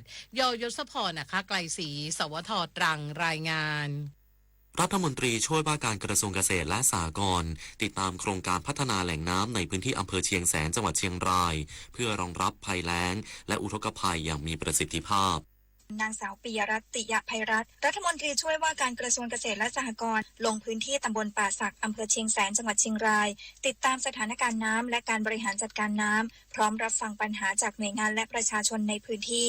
ทั้งนี้องค์การบริหารส่วนตำบลป่าสักได้เสนอของงบประมาณดำเนินโครงการพัฒนาแหล่งน้ำ3โครงการได้แก่การปรับปรุงประตูระบายน้ำฝายดอยจำปีเพื่อเพิ่มประสิทธิภาพการส่งน้ำให้พื้นที่เกษตรกว่า 2,000 ไร่การปรับปรุงประตูระบายน้ำฝายแม่น้ำคำเพื่อรองรับการกักเก็บน้ำสำหรับประชาชนกว่า 15,000 ครัวเรือนและพื้นที่เกษตรราว 3,000 ไร่รวมถึงโครงการระบบสูบน้ำพลังแสงอาทิตย์หนองบัวหลวงเพื่อทดแทนระบบเดิมที่ชำรุดช่วยลดต้นทุนพลังงานและเพิ่มน้ำต้นทุนให้พื้นที่เกษตรกว่า 5,000 ไร่พร้อมย้ำว่าการประชาคมของประชาชนเป็นขั้นตอนสำคัญก่อนดำเนินโครงการเพื่อให้การพัฒนาแหล่งน้ำเกิดประโยชน์สูงสุดและสร้างความมั่นคงด้านน้ำให้กับภาคการเกษตรและชุมชนในพื้นที่อย่างยั่งยืนพรไพรินทร์คุณมากสวทเชียงรายรายงานคิดจะใช้คิดถึงอนาคตช่วยกันลดช่วยกันประหยัดพลังงานจบข่าวอานนท์นันตะสุคนอ่านรับฟังข่าวครั้งต่อไปเวลา 23 นาฬิกาติดตามข่าวที่นำเสนอไปแล้วได้ที่ www.thainews.prd.go.th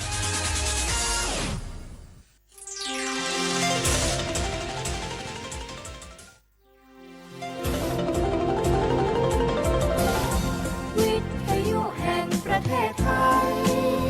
ให้ความรู้คู่ความสุข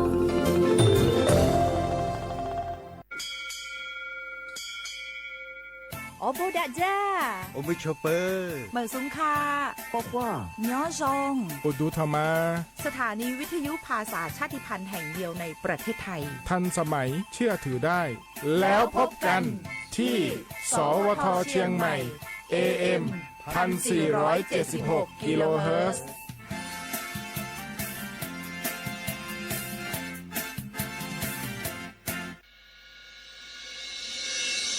สถานีวิทยุกระจายเสียงแห่งประเทศไทยจังหวัดเชียงใหม่ AM 1476 กิโลเฮิรตซ์สถานีวิทยุภาคภาษาชาติพันธุ์แห่งเดียวในประเทศไทยที่มีความทันสมัยเชื่อถือได้สร้างอัตลักษณ์กลุ่มชาติพันธุ์สู่สากล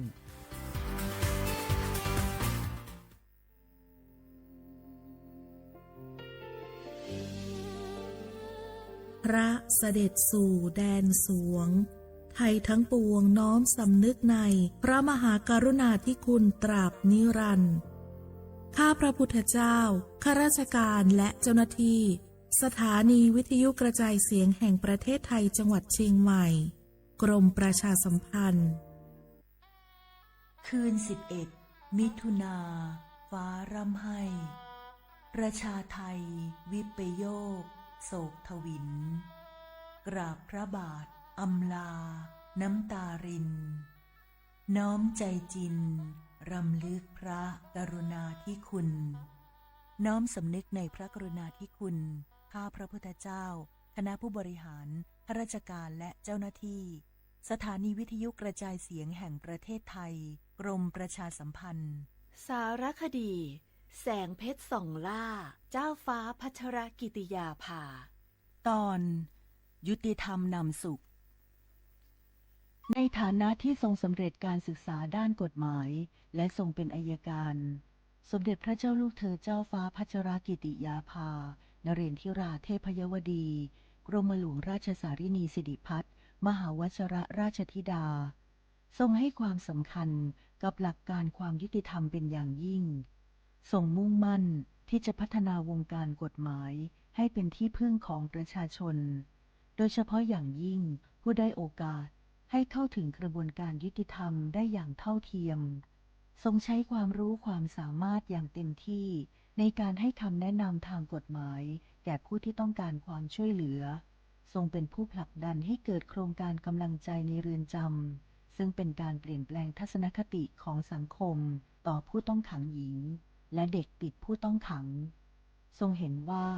ผู้คนเหล่านี้ควรได้รับโอกาสในการเริ่มต้นชีวิตใหม่และไม่ควรถูกตีตราจากสังคมทรงริเริ่มโครงการและผลักดันให้เกิดการปรับปรุงกฎหมายหลายฉบับเพื่อให้สอดคล้องกับสถานการณ์ของสังคมและคุ้มครองสิทธิของประชาชนได้อย่างแท้จริงพระองค์มีพระวิสัยทัศน์ที่กว้างไกลและทรงตระหนักถึงปัญหาในกระบวนการยุติธรรมทรงเชื่อมั่นว่าการสร้างความยุติธรรมให้เกิดขึ้นในสังคมจะนำมาซึ่งความสงบสุขและความเจริญอย่างยั่งยืนด้วยพระปรีชาสามารถด้านกฎหมายของสมเด็จพระเจ้าลูกเธอเจ้าฟ้าพัชรกิติยาภานเรนทิราเทพยวดีกรมหลวงราชสารินีสิริพัฒน์มหาวชรราชธิดาทรงนำพาความยุติธรรมสู่สังคมเพื่อช่วยเหลือผู้ได้โอกาสให้ได้มีโอกาสอย่างเท่าเทียมน้อมรำลึกถึงพระองค์พระผู้ทรงเป็นแสงแห่งความยุติธรรมในดวงใจ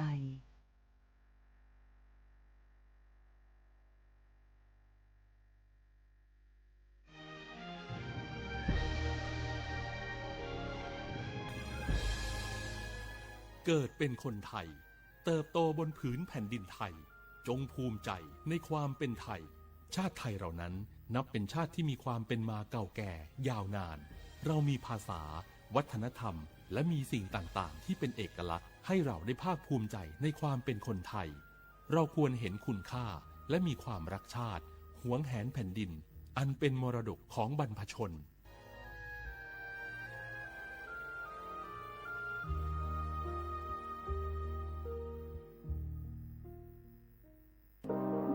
ร่วมเป็นเจ้าภาพงานระดับโลกจัดขึ้นในประเทศไทยการประชุมสภาผู้ว่าการกองทุนการเงินระหว่างประเทศและกลุ่มธนาคารโลก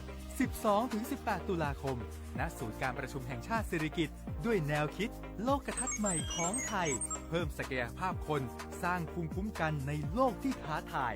มาร่วมเป็นส่วนหนึ่งของการประชุมครั้งประวัติศาสตร์เพื่อปรับตัวสู่อนาคตร่วมกันอย่างมั่นคง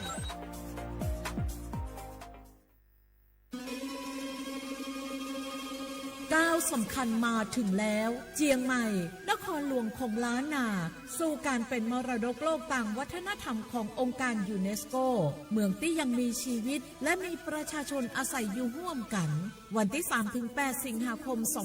2569 นี้สภาการโบราณสถานระหว่างประเทศจะลงพื้นที่ตรวจความพร้อมจังหวัดเจียงใหม่ขอเชิญชวนภาครัฐเอกชนและพี่น้องชาวเจียงใหม่ทุกคน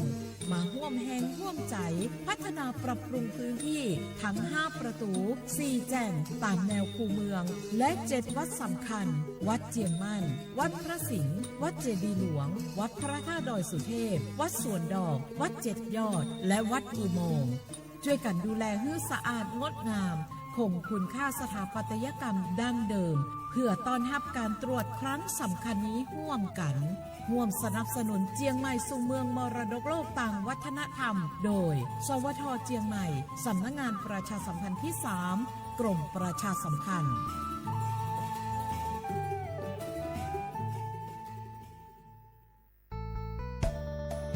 สถานีวิทยุกระจายเสียงแห่งประเทศไทยจังหวัดเชียงใหม่กรมประชาสัมพันธ์ประกาศรับสมัครบุคคลเป็นลูกจ้างเหมาบริการตำแหน่งพนักงานกระจายเสียงภาษาเมียนจำนวน1 อัตรา เพื่อเป็นตัวแทนนำข่าวสารร่วมพัฒนาคุณภาพชีวิตชาวเมียนและเผยแพร่วัฒนธรรมท้องถิ่นให้เป็นที่รู้จักผู้สนใจยื่นใบสมัครด้วยตนเองได้ที่งานธุรการสถานีวิทยุกระจายเสียงแห่งประเทศไทยจังหวัดเชียงใหม่ตำบลช้างคลานอำเภอเมืองจังหวัดเชียงใหม่ตั้งแต่บัดนี้เป็นต้นไปสอบถามข้อมูลเพิ่มเติมได้ที่ 053-276-068 ในวันและเวลาราชการมังเลี้ยวเอาเก่งเศร้าก็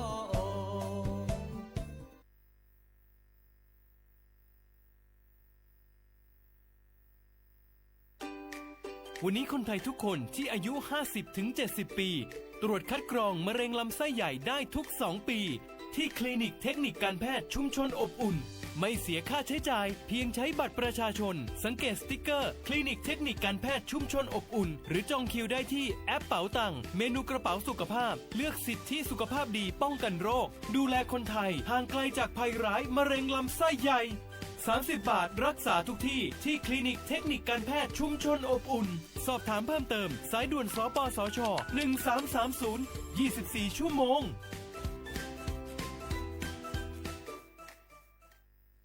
พี่น้องเขาสนใจใครปืนเผาผ่านตั้งห้องปล่อยเสียงสวทเก้งใหม่ปั่นตั้งหูห่มปลาดังมีดังซื้อถ่อมแจ้งแล้งหลีกว่าไก่ในปืนตีเจดอนเก้งใหม่กับสืบมาเลยดีสวทเก้งใหม่หมายฟ้น053-276-068และ092-246-8579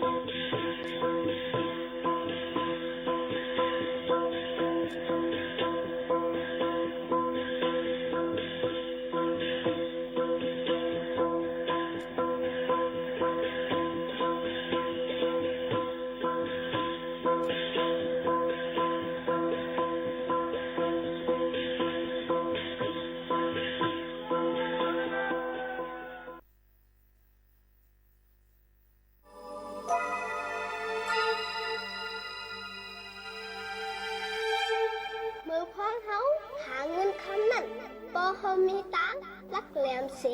หมอเจ้าตื้อข้าวยามีดีจึงหูเฮาเตะเจียวไหลตั้งหมักนี้ขึ้นอย่าอยู่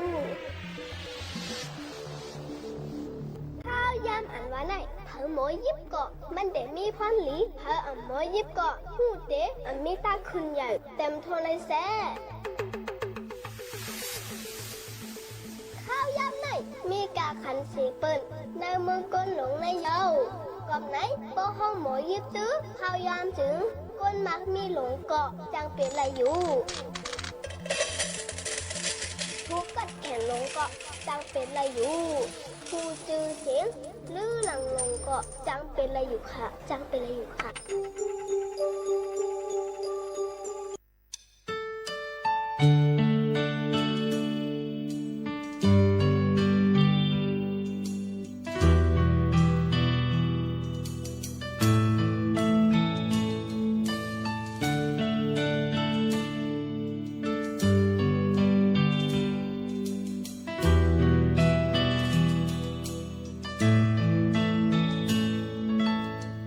lấy an po mẹ má có hình dấu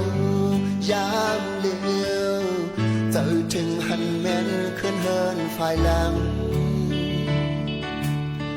gian hương có ngáo chóm hôm pan vây lệ hư đi lấy đốc yên mà yon sang đừng cao yon su hà yu mà đã bị trục phong ngáo giờ nàng bỏ đắng mẹ lực dài com khúc khẩu vây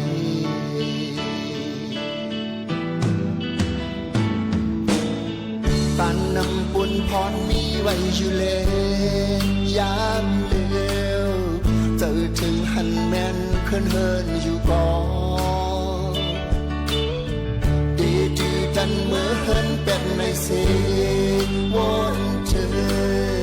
hầu đi bút đen trong trắng เยอะมายการเกิดทิมไฟไม่นาอำบางอำเกินคนมาอยากตามมุกอ่านเมื่อนาบุญพรกึกจับตัวไว้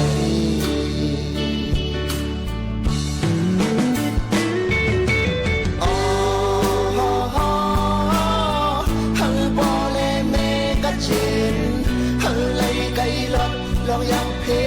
เข็นลูกใจหอมมือคุกไว้ดิพระเจ้าสีได้เดฝันหันป่อแม่มานั่งจำเสดังลาหันหมอทุกแน่นหิมห้องจำเฮา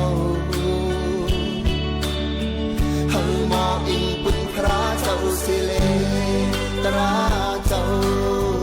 สังขารเลขวานัดดอนเอาอำปล่อยตกความปอนสอนมาดาปีทุกพุ่งเอาอย่านั้นปอดังเนอลูกใจความคุกเข้าไว้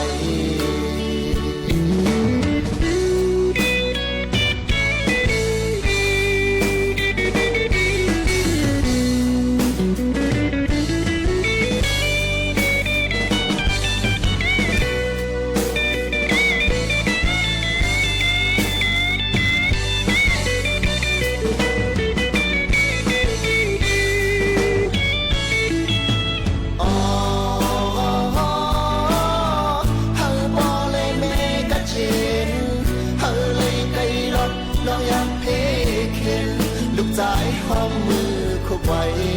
ดิพระเจ้าสีได้เกฝันหันป่อแม่มานั่งจำเสดังลา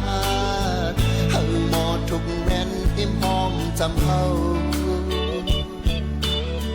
เฮาหมออิงปุญพระเจ้าสิเลตราเจ้าสังขารเลขวานัดดองเอา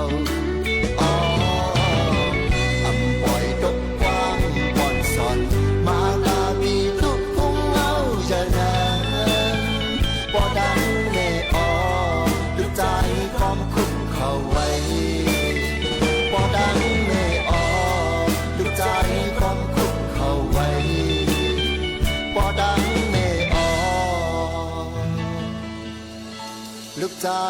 ก็คุกเข่าไว้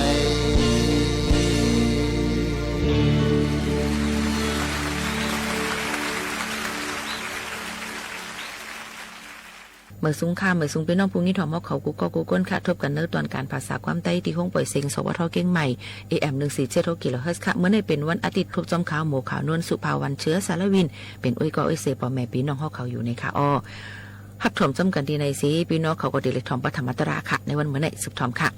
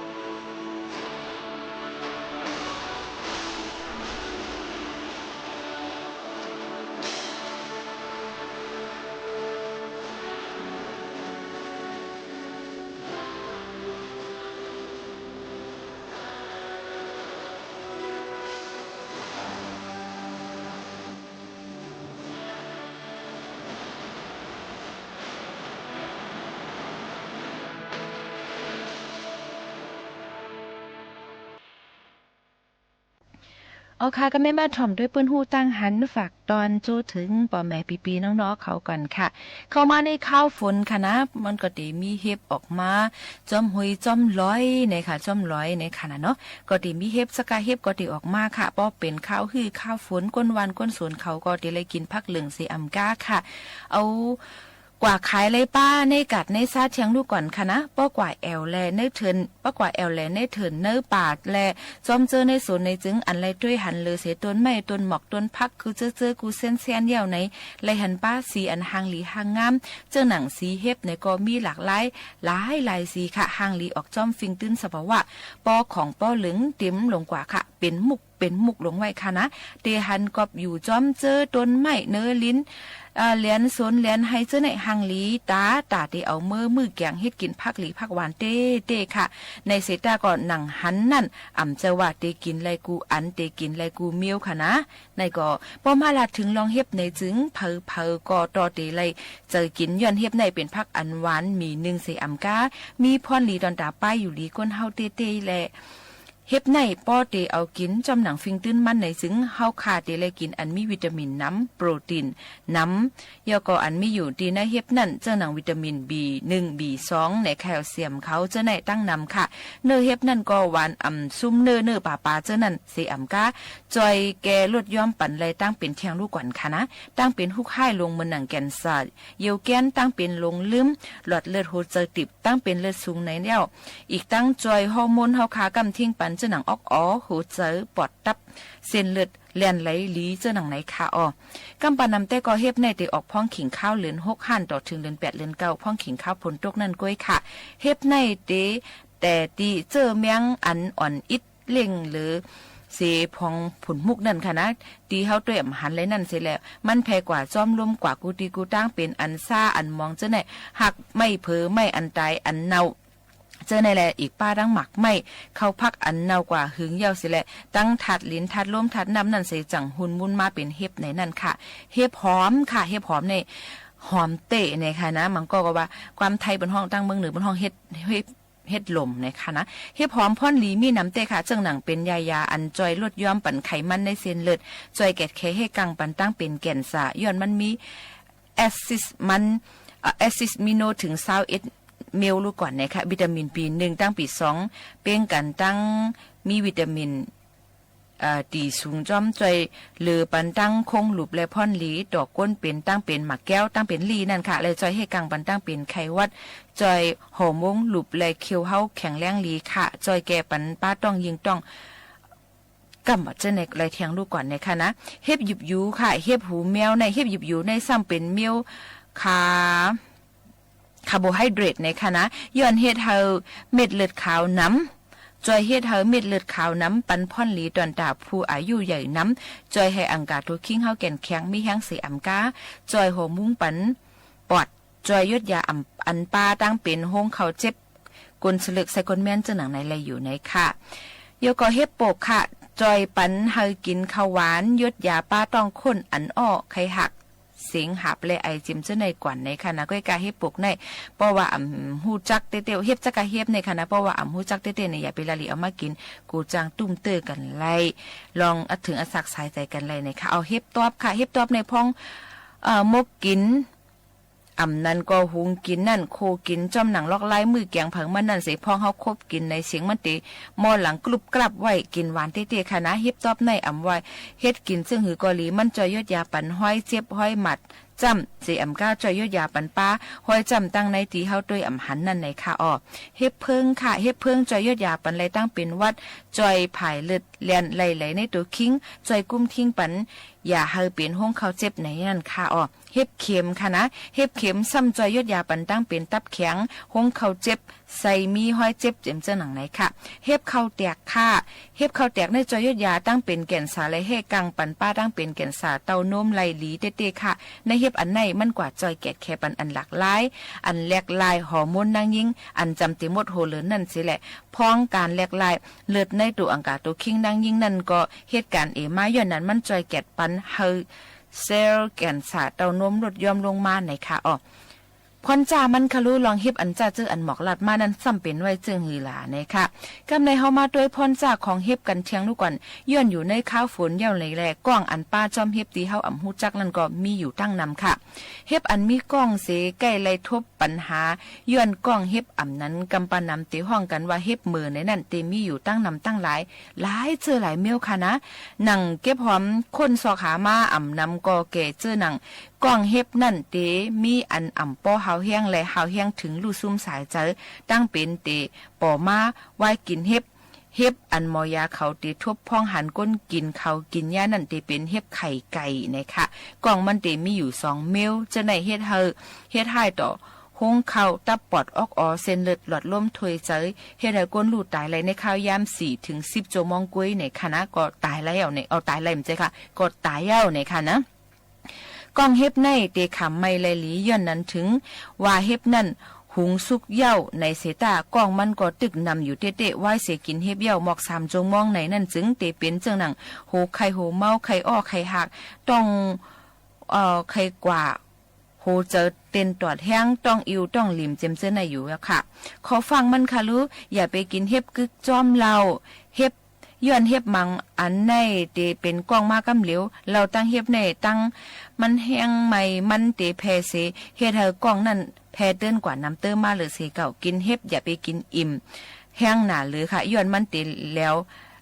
ย่อยหยับสังก้นก็อันห้องเขาแห้งขามโตอ่ำแข็งในจึงจังไหลเป็นไหลตั้งเป็นย้อนนั้นกินเฮ็บในหรือกินเฮ็บดีอันฮู้จักสังว่าซื้อกินในจึงหรือซื้อกินเฮ็บอันฮู้จักอันยามกินนั่นกล้วยยาวค่ะอย่าไปกินเฮ็บอันมีสีเฮอมีเกล็ดตีเนื้อกุบเฮ็บอันมีแมงคบกินเจ้าไหนก็อย่าไปถางว่าเฮ็บนั่นมีกล้องเลยกินไรในนั้นขนาดนะพ้องกึ่งกลางเสหรือจอยหรือก้นก่อนกินยาเฮ็บอันมีกล้องนั่นในจึงหรือเฮอกวนเป็นนั่นหักออกมาเฮาหมดค่ะเฮาหักออกมาหนังการนำเดเสเปิ้นที่สุดตอนตาลดย้อมการแพ้กล้องมันเฮากินน้ำอุ่นตั้งกือล้อกันค่ะกือหมอก3เจาะ1และจุกโกงข้อเฮาหักออกให้ไว้ที่สุดค่ะนะเน็ตเอาส่งห้องยาคันไผ่ๆเย่าก็อย่าไปลืมเอาป้าตั้งเฮ็บอันกินกว่านั้นกว่าเนปันหมอยาสังตึกกึดไว้อยู่จึงเอากว่าเนที่หมอยาเขาค่ะเงาลายจุกโกงข้อหักเจ้าไหนตีอ่ำไลเอากว่าเจ้าตื้อตีลูกอ่อนอายุไปเตรียมหักขบในคณะอันนี้ก็เอามาฝากตอนเกี่ยวกับไปลองเฮ็บในข้าวฝนให้พี่น้องเขาเลยฮับผู้เลยยินถ่อมจ้ำกันเนื้อตอนการภาษาความใต้เฮาค่ะตั้ง AM 1476กิโลเฮิรตซ์ตอนการตามยิ่งหมู่ขาวนุ่นในค่ะหรือใส่กันเที่ยงก่อนค่ะบ่นั้นจริงบ่ไหนเข้าว่าอันว่าในต่างเผยไว้บ่ไหนแต่สังขารเขาจะไปจากคนเฮิรนปะเนาะสังว่าคนเฮิรนก็เลยเข้าว่าบ่ไหนแต่เฮ็ดได้ได้ถึงที่ได้เฮ็ดบ่ไหนไอ้เขียนไม่เฮ็ดเราเขาซื้อนั่นหนูปิกหมดไปเฮาหนูอึบเขาต้มเขาหมดไปเสียเนาะอันนั้นไหนลองเข้าว่าสาได้เป็นลองตั้งได้เนาะกุยกะวันนั้นสีตาในก็ไหนกับปันมาเหลียวได้ซ้ำเพราะว่าเข้าว่าสามาเยอะเพราะว่าในก็ไหนจะเป็นตะกะเฮาจะเป็นบอกมีหอเขาในก็ซ้ำมีเหลียวว่าไหนสมวนกันเข้าว่าสาซ้อมมากันนี่ครับนอนกันนอนจ้องในจังเฮ็ดมาว่าไหนเฮ็ดมาอย่าป้อว่าละจังว่านอนกันนอนจ้องแถวว่าไหนป้อว่าซ้ำเมียก็ไม่ได้ครับนอนจ้องเมียวะนอนในว่าไงวะป้อไหนก็ไหนพิงทุ่งในจับมาก็ไม่ได้วันกันเข้าว่าสาเฮ็ดไหนก็ไหนหนอกู้เท่าก็หนอใช่ฮะเฮ็ดไหนมาจ้องกันไหนก็ได้กุยกะอันคนเขามาเข้าว่าสาได้ผมว่ามานอนกันนอนจ้องก็เอ้ยจะไรว่าเข้าว่าสาอันเข้าว่าสาเต้นมันได้เป็นยาสังฆาเขาเจ้าอันว่าไหนแค่ดอบุษในสินเขาวันกันตองไว้เนาะ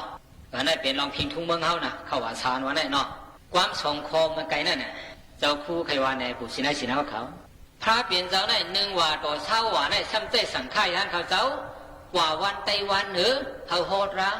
ถึงมาเช้าว่าในซ้ำมาหรือว่าไหนอย่าปีกว่าดีแล้วเขาอยู่ดีเก่าดีเดียวบุษในสินเขาตีทัดสังถึงความสงคมน่ะอันไหนน่ะคอเนี่ยเขาหลุดป่องแซ่ไว้น่ะใครว่าสังว่าไหนกุนโหตระได้เป็นสังกว่าวันไต้วันเหนือเก่าตั้งในตั้งนากุนอันถ่อมตระได้เพราะว่ามีอยู่ดีเก่าดีเดียวเลยถ่อมว่าไหนจังเลยหมอจังเลยหูตะผู้ชินาสินเขาจำนิ่มแกจำนิ่มผู้ชินาสินเขามาอยู่ร่วมกันที่ในการในจ้องได้มีอยู่โยมอก70-80ได้เนาะว่าจังไหน70-80ได้ว่าไหนป้มใจเลี้ยวกัน บ่ไหนจังปู่สินะสินเขาที่อยู่จ้องกันไรอยู่น่ะจังบวชได้รู้อยู่ไรกันมีอันแล้วล่ะใจเรียวกันวะน่ะเก่ามาเฮ็ดปู่สินนายสินมานอนกันนอนเปียดป้าไหลป้าว่าไหนไปสินเปียดป้าว่ะก็เป็นปู่สินนายสินว่าไหนอันนั้นยาวอันปู่สินนายสินเขาอยู่จ้องกันไรน่ะเป็นสินเปียดป้าเนี่ยหน้าปู่สินนายสินเขาน่ะอันทิ้งเป็นปู่สินนายสินเขาได้เปลี่ยนอันนั้นอ่ะก็มีอันทิ้งมันว่าไหนจังปู่สินนายสินเขาที่อยู่จ้องกันไรว่าไหนมันมีอยู่จ้องกันไรใจเอาเนาะนับปันหนึ่งก็เป็นตัวใจสัตว์ว่าเขาขำแหมใครอ่ะนับปันสองก็เป็นคู่ของคนอุกษาเขาขำลักเอาใครอ่ะนับปันสามบ่เป็นที่หอดีเฮิรนดีเย่ได้เป็นผู้เป็นเมนวนต้องกันอ่ะบ่สินเปียได้บ่ไหนเป็นผู้เมกันก็เขาขานอนจ้องกันใครอ่ะอัปรมาเสียยากเว้ยเป็นข้อนั้นนับปันสี่ก็เป็นความเป็ดความเหรียญความป้องความเทิดความหลาความในรองในตาเนี่ยเข้าคำลาดขยะมูสาวัตะน้ำปลาทากาเป็นน้ำเหล้าน้ำเมากาเป็นเครื่องเมาทั้งหมดทั้งสิ่งเข้าคำสุ่มสวดขยะว่าเป็นไม่ได้สิริกรรมว่าหลุดกันว่าเต็มมันก็เขาว่าทั้งเมาลุงนั่นเนาะที่เรียกว่าเจ้าคู่กันหลุดไปเมาเต้เลยแม่หลุดถึงมาเลี้ยวนั่นน่ะเนาะเพื่อการจะมักได้ของเมาหมดเลยว่าเปลี่ยนอะไรได้หลุดได้แค่ดีนะเขาว่าเนาะเพื่อการว่าจับยืนในของจังหือกันใจฮะน้ำปลาหกพ่อปันพระเปลี่ยนสว่าโพตาวันใจกว่า2 นิ้วว่าไหนก็การเปลี่ยนอาหารการกินไว้วันเขาขากินสังขยาวิกาลาโภชนาโปกาปันมาเร็วก็โปป่วนกว่า12 โมงกลางวันก็เขาขากินสังขยาได้เป็นสินหมาย6สินหมาย7ลูกผู้สินให้สินเขาเปลี่ยนหาว่าไหนฮะลองกาลองแหวนลองห้องความลองไหตึงลองเล่นกีตาร์ลองห้องคาราโอเกะลองปักหมอกลองตามุนลองตาน้ำหอมลองเฮ็ดหางเข้าข้ามเฮ็ดสังเสมิวขายานาจากีตะวาริตะวิสุกัตสนะมาลากันทาวิริบานะความยาวๆนั่นน่ะเป็นอันไหนอ่ะเสียเนาะเข้าข้ามกาขายาปืนกาเขาข้ามด้วยขายาเขาข้ามห้องเพลงขายาปืนห้องเขาข้ามถ่อมขายาวะเสียว่าการเป็นเครื่องต่อยเครื่องตึงเขาข้ามเฮียนขายาวะหมวกกลมปักขายาวะมุนกลมตาขายาวะน้ำหอมกลมตาขายาวะลองเฮ็ดหางตั้งหมดตั้งเสียงเขาข้ามเฮ็ดสังขายาเงื่องเวขายาได้เป็นสินหมาย7เสียเนาะสินหมาย8ลูกผู้สิได้สินเขาปกษาเสียนะมาเสียนะอันเป็นที่สูงที่เม็ดอันเปิ้นเอาเงินเอาคำเฮ็ดไว้เขาข้ามกันนั่งกันนอนขายาหรือเสียนั่นกาก้นอันมีวายใหญ่หรือเขาก้นเท่าก้นเกศหรือเขาฉะนั้นก็เขาคาเต็มไก่อยู่เนินสูงหรือเขาที่ขายาสินไหลป้าผู้สิได้สินเขาอันมาไปที่ไหนวะไหนสิน8 ป้าปีนั้นให้เอาสิน8 ป้านะอันไหนน่ะอันไปบรรพุสินให้สินเขา8 ป้าเนี่ยน่ะคิงในก็ไปสิน8 ป้านายปุ่นก็ไปสิน8 ป้าบ่ไหนไปอยู่กูโกกูโกนบ่ไหนผู้สินให้สินเขาสามารถนี่มือบ่ไหนนี่มัวละนายนี่มัวละป้อมไปรู้บ่ไหนป้อมไปเฮนิมล่ะสุกช่างหมดกันนะป้อมไปสินให้บ่ไหนว่าก็ปูว่าอยู่ที่หอที่เฮิรนดีเย่น่ะมันสุกยุงกูสำเชียนเปิงกัด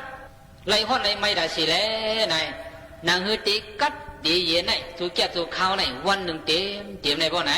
วันกันมาหักเอาสินเปียดสิแลนอนตีกันดีจ้องไหนหน้าบุษินให้เสียน้องเขาหน้าเข้าใจให้ความเขาหน้าเข้าใจเอาสินเปียดไหนตั้งเอาสินเปียดที่มือกลางไหนมาโตถึงว่าผู้กลางไหนอย่าปีปันมันหงมันหายสินเปียดเมื่อไกลนั่นหน้าบุษินให้เสียเขาหน้ากำลังสุดนั่งอยู่นอนอยู่มองปอกยุงมาครบป้อไหนก็ดีไรอยู่ป้อไหนตาวันเหมือนไหนดีไรหอเปียดก็อย่าเบกะตบให้มันตายบ่ว่าสั่งถูกเลยมือก็ตบเลยยุงอ่อนตัวนั้นตายกะว่าไหนก็เสียนันลู่ว่าไหนปานาดิบาตาลู่คำเดียวอะหน้าบุษินให้สินเขาหน้าอย่าไปถามว่าเกาป้าใส่ลูกโมกมันครบเลยก็เห็นแต่กะเล่นตาเกหลงสินไม้หนึ่งคว้างมันไรนะใจห้าบุษินให้สินเขาหน้าพอหักสินหนึ่งก็เป็นว่าไหนจังเปียดวะกว่าอีโมเทียวะเกิดทางกับผู้สินให้สินเขาว่าดีเสียหลายว่าไหนหลายวันไงว่าไหนมาไปสินเปียด1 ปาดตั้ง1 วันได้ผู้สินให้สินเขาว่าเยื่อนเหรอมันไรเลี้ยผู้สินให้สินเขาว่าเยื่อนอะไรวันเหลียวไงมาผูกกลางไหนมาพวกไหนก็เป็นว่าไหนพอตัวถึงมาผูกแล้วพัมป้วนเปลี่ยนเฮป้าพวกไหนก็สินเปียดเตรียมยาวสาธุเอาลำเงินนั่นไปสาธุเอามาผูกกลางไหนล่ะหน้าผู้สินให้สินเขาหน้า เฮาหาจะเป็นผู้ชนะศีลกูขี้กูนายกูยิงกูซ้ายตั้งหมดตั้งเสียงไหนศีลแปดอันเจ้าสามีสอนบันกลางไหนมานั่นจับหางจับตัวกูขี้กูนายน่ะเมื่อเหลียวไหนบอกว่ามันดีไหนวะศีลแปดอันมันอยู่ไห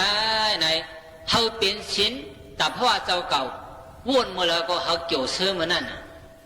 จึงคือละพวกไหนใครละในข้อหนึ่งเฮาอายุยาวยินกูโก้ละผู้ชนะศีลเขาซึ่งไหนน่ะเฮาอาชักยาวกูโก้ละวันอันเฮาจำตีตายมานานต่างมีอะไรปู่สินะสินเขาใครมันคุกใจอะไรสังก็ยาวไว้รู้ก่อนว่าสังเฮาคุกใจอะไรวะอ๋อมือปีนั่นเหลือนั่นวันนั้นมาเขาการนอนดีการดีจ้องนี่แหละเขากับไปสินเปียดได้สินกับฮักให้สินนั่นมาปู่สินะสินเขาต้องกว่าลีความเขาไหนอย่าไปลืมนะมือจำเหลือวันไหนเมื่อจำตีตายนั่นน่ะใครมีสังก็ยังวะหิมห้องนั่นมีเผาก็ยังวะมีเงินมีคำก็ยังวะอย่าไปไม่ใจเฮาคุกใจอะไรวะเมื่อเลือนนั่นเมื่อวันนั่นเก่ากว่าไปสินตีจ้องมาเก่ากว่าหักสินเปียดเก่าวันนั่นหักเสียเชียนเลยนะเฮาคุกใจอะไรสินเปียดได้เสียแล้วเฮาตายกว่าหน้าปู่เสียได้สินเขาหน้าเฮาเปลี่ยนสังว่าไหนเฮาตายกว่าพ้องนั่นดีๆนารายแต่ได้สั่งปิกตาอสุรเกตื่นว่าอันเป็นไรนะบุษย์ศิลป์เขานะเห็นสาวว่าไหนตื่นว่าอันเป็นไรหันลงไรมือปั่นน้องเดียวว่าอันเป็นไรกว่ากันเดียวว่าย่อตายกับย่าว่าไหนก็จัดตีมานั่นบุษย์ศิลป์เขาซ้ำใครเป็นได้แล้วว่าไหนใครเป็นเมืองกลขึ้นนะใครเป็นเมืองผีว่าไหนก็เลือกเอาละนะบุษย์ศิลป์เขานะสินันเราว่าไหนสินเปียดอันไปมันไหนที่ส่งกับบันซึ่งนั้นไหนฮะบุษย์ในใจเขาดีนะฮะว่าไหนอาลูปป่องใจเนี่ยมันดีหั่นใจหนากับเพราะว่าเขามันขำหยาบหนึ่งวันไหนมาขำเอาสินเปียดเสียได้ขำอึบเขาคำหนึ่งวันไหนเป็นน้ำว่าไหนมันดีหั่นใจหนาเพราะว่าเขาน่ะจับได้ก็จำนี้ตายก็ไม่ได้กูสังตายแล้วก็จับเตมาก็เป็นสังว่าไหนช่างกับถึงดีๆเท่าน่ะมันดีอะบุษย์ในใจเขาว่าไหนอันไหนน่ะเจ้าคู่ใครว่าไปดีๆอย่าไปมันหงมันหายสินเปียดอันไหนย่อเขาว่าเก็บมันโมผูกเย้ากับเย้าสินเปียดว่าเต็มกับเย้าว่าไหนปู่สินะสินเขาตีนอนกลางคำมาแล้วก็ขึ้นวนให้กูคำหรอฮัลโหลเมื่อวันเขาว่าได้สินเขามันเอามาสินเปียดเขาปีไหนได้ก็หักมันกูเปียวมั้งปีกายก็มันปีได้ก็มันมันสองมันเอาให้เขาได้สินเปียดเขาว่าไหนหนึ่งวนหนึ่งนี้เสื้อใจเพราะว่าเขามากันเลยฮะนอกปู่สินะสินเขานอกใจซึ่งนั้นว่าไหนอันไหนน่ะบอกว่าสินอันเขาไปไหนสินเปียดอันเขาไปไหนตีเหตุเขาเลยซื้อเลยมวนเลยแก่ละเสียเนี่ยสินั้นนะเนาะเพราะว่าเขาเลยเหตุไว้ว่าไหนผู้สินะสินะเขาจังเขาดิจังวุ่นต้องเปิดว่าไหนจังวุ่นนะก็ปวดในไปเหือมันนั่นน่ะอันนั้นยาวจังว่ามันดีนะแต่เพราะว่าเขาเนี่ยน่าผู้สินะสินเขาน่ะจังว่าพองยามเขาหิวไรกินไรกว่าไรไปไรตึ้งอยู่ดีกินวันอยู่ไหนว่าสินเปียดอันไหนผู้สินะสินะเขาอย่าไปปั่นมันหงมันหายวันหนึ่งก้อยเขาจ่าดีว่ามันเนี่ยเขาว่าหน่อยสั่งซื้อว่ากุ้นสีโกโก้เลยมีโอกาสตั้งเปลี่ยนอยู่เลยกินตั้งกินเนี่ยไรวะกุ้นก็ไหนว่าไหนจังมันนี่ไปสินเปลี่ยนไรอยู่บุษย์ไหนสินะเขาจังวนไม่รู้ไปเลยนะสั่งซื้อว่ากุ้นสีโกโก้เลยมีโอกาสตั้งเปลี่ยนอยู่เลยกินตั้งกินเนี่ยไรวะกุ้นก็ไหนว่าไหนจังมันนี่ไปสินเปลี่ยนไรอยู่บุษย์ไหนสินะเขาจังวนไม่รู้ไปเลยนะเป็นหวังไปเลยครับเดี๋ยวก็เบอร์สามมันเป็นโยกาไว้น่ะป้อมกินนะกินสมันกินยาอะไรวะไหนสั่งเลยมาไปสินเปียอะไรวะไหนเยาวะตัวจัดมันเด่นจังไปเอาจังว่าปู่ศินะสินะเขาไหนมือเหลียวไหนมันก็ยาพองมันดีน่ะค่ะเขาก่อนเปลี่ยนสังไหนไปเอาอะไรหน้าปู่ศินะสินะเขาน่ะอันนี้เป็นคอผมจ้วงมันเอามาไปสินเปียอันไหนมานอนกันน้องจ้องเนี่ยเปลี่ยนอันไหนนี่เป็นคอหนึ่งน่ะเบิ่งหลงมันอันไหนนะย่อก็ได้ถึงมาขอทุนสองในแด่โป้หมอถ่อมก็เปลี่ยนตราดีเข้าใจสุดยอดละโป้หมอถ่อมก็เนี่ยก็เปลี่ยนตราเข้าตาเลยใครรับโทนะนะครับเนาะผู้เสียสิแล้วเขาจังหวะนั้นว่าไหนนามารูปังอันนี้สังนามารูปังตุขังนามารูปังอันนัตตาวะก้นห้องได้ไปก้นเท่าก้นถ่อมได้เท่ากับน้ำมะผู้เสียสิแล้วเขาที่ว่าหรือว่าไหนเป็นว่า บ่ได้โหดราว่าไหนหรอกเป็นเจ้าเท้าว่าเนาะพอเท่ามาดูก่อนสั่งคนกันโหดถ่องมาในเมียนกันว่าสั่งเปิ้นว่าคือว่าไหนผู้สินะสิเนาเขาว่าไหนเปิ้นว่าน่ะเนาะก้วยได้ว่าเจ้าหนังเขาเจ้าคู่ลัดว่าเมื่อไกลนั่นน่ะตราไหนพวกกับไปมือเท่าไว้ว่าไหนจังนี่ไรว่าไหนไรเนาะแต่ฮะอิเสวังกิสังอาตปังโกเสญญัมมรณังสุเวนายิโนสังการันตินะมหาสินีนะมัสสุนามันเดินนาพอรู้ได้เสียฮะมันตื่นเดินนาว่าอะไรคุณตาไหนใครห้องเขาก็ห้องอ่ะดีๆกันน่ะก็ว่านั้นไหนเมื่อมันไปมาเขาหลุดตูดันไว้เสียเนาะผู้สินะสินะขอเนาะเลมเมื่อนั้นได้เขาจะคู่ดีบันไลมันยิดหนึ่งไงไปบอกปันน้ำพอสินน้ำมาจากก็ไม่สิบปีนั่นแหละลาดในกระเทียมหนึ่งวันไหนผู้สินะสินะเขาอ่อนกันนางภาวนาจอมกันที่ไหนมีหลายข้าวอาจารย์3ข้าวเสียเนาะ3ข้าววันน่ะ1ข้าวหลายชั่วโมง30 นาทีก็หน่อย1ชั่วโมงมี1 วัน3ข้าว1ข้าวซ้ำ130 นาทีพวกไหนก็เขาได้ไล่นางภาวนา1 ชั่วโมงครึ่งเพราะว่าถึงข้าวมันมาเลยเข่าเหี่ยวยาวห้องกันมายาวพวกไหนอ่อนกันมานางตีพอดีมันบนหนังยาวพวกไหนตามหนังเขาหมอนหนังนั่นนางเขาสวายใส่ดีๆไว้เอวซื่อๆไว้คอซื่อๆว่ายาวว่าไหนก็รับตาลงลอยๆว่ารับตาลงยาวว่าไหนถอยใจปันมันอย่าเบ็ดถอยไว้อย่าเบ็ดตั้งใจถอยเทิมเอาเปิงมันเปลี่ยนวะถอยใจปันมันมาปดถอยใจมันยาวว่าไหนล้มถอยใจออกนั่นเฮามีตั้งหูจอมวะถอยออกล้มมันขึ้นถอยเขานั่นเฮามีตั้งหูจอมวะถอยเขาบุสินะสินะเขาตีอันคู่หลังเขาถอยเขาถอยออกนั่นสั่งผู้สินะสินเขาตีเฮ็ดไรหรือการสองเมียวนั่นล้มถอยออกนั่นเขาหูวะถอยออกล้มถอยเขานั่นเขาหูวะถอยเขาหลายเมียวไว้วันไหน2 เมียวไว้มานั่ง1ข้าวได้30 นาที30 นาทีนั่นอย่าไปตุ้ยสังสีเมียวอย่าไปว้วนสังสีเมียวเขาหูจอมวะถอยเขาถอยออกหลายเมียวไว้ผู้เสียได้เสียแล้วเขา2 เมียวไว้การดังเมียวอย่าไปเฮ็ดสังพองยำดังนั่นคุยกะวันนั้นเสียตาไหนก็ไหนมองพอเขาดึกคุยเขาถอยออกก็ไหนเสียงเบิดแฮมอ่ะเสียงตุกตุกตักตักตั้งนอนในสังมีมาตั้งยินหรือว่าไหนจะเอาพ่งอะไรนั่นกำเลยเป็นสังพ่งอะไรก็เยอะเปรี้ยวก็ขึ้นมาแค่ถอยเขาถอยออกจังบุสินะสินเขาได้เฮ็ดอะไร2 เมียวน่ะฮะ30 นาทีน่ะอย่าไปกะว่นดังเมียวอย่าไปตุ้ยดังเมียวเขาตุ้ยวะลมเขาลมออกไหลคอไว้ว่าไหน2 คอได้ก็2 คอได้ก็นำเสียตระดีปันกับมันน่ะหน้าผู้สินะสินเขาหน้าไหลคอไว้ว่าไหน2 คอได้ก็ขึ้นลัดในแทงกำเนี่ยกูผู้สินะสินเขาซื้ออายุเก๋ซะนั่นบ่ต้องดีว่าถึงข้าวมันตัวยาวห้องกันยาวว่าไหนมันนา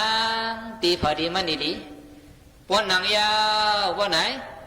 ไว้เอวซื่อๆไว้คอซื่อๆว่าอย่าว่าไหนรับตาลงลอยๆอย่าไปรับแหงว่าอย่าว่าไหนถอยใจปันมันพอถอยใจมันยาวว่าไหนลมถอยออกนั่นเขาหูวะเขาหูซึ่งหรือว่าไหนถอยออกลมถอยเขานั่นเขาหูจอมวะถอยเขาจังบุสินะสินเขาที่จอมเลยหรือคออ่อน2 คอนั่นพอบุสินะสินเขาจอมเลย2 คออ่อนไหนกันนั่นมันตีลีกาหือตีเข้มกาหือตีแก่กาหืออันว่าไหนสินเดมาดูก่อนเขาจะพูดถึงเวลาในแถวปัดสินได้ยกบุสินะสินเขาพึกไว้กันพึกไว้หลายๆกันพึกกันได้ไว้กันอย่าไปพึกดังเดียวถอยเขาถอยออกอันไหนก็ คือกันไหนกันกุยกะผู้สินะสินะเขาเสื้อยำเขาปังรามาเสื้อนั่นได้ใครพูดจะไหนกะก็เป็นสังผู้สินะสินะเขาเสื้อไปยำเขาปังรามาสิติไปยำมาอาถูกมาสิติเสื้อนั่นได้ใครเอาด้วยสองคอไหนกันถอยเขาถอยออกตัวว่าถึงว่าผู้ก่อนเป็นทั้งอ่ำลูกเสียและถอยเข้าถอยออกตัวก็2-3 นาทีก่อนเป็นทั้งดังนี้ที่เสียเนาะตีลาดในพรดีมันมีหนึ่งมันดีก็คืออันว่าไงนะ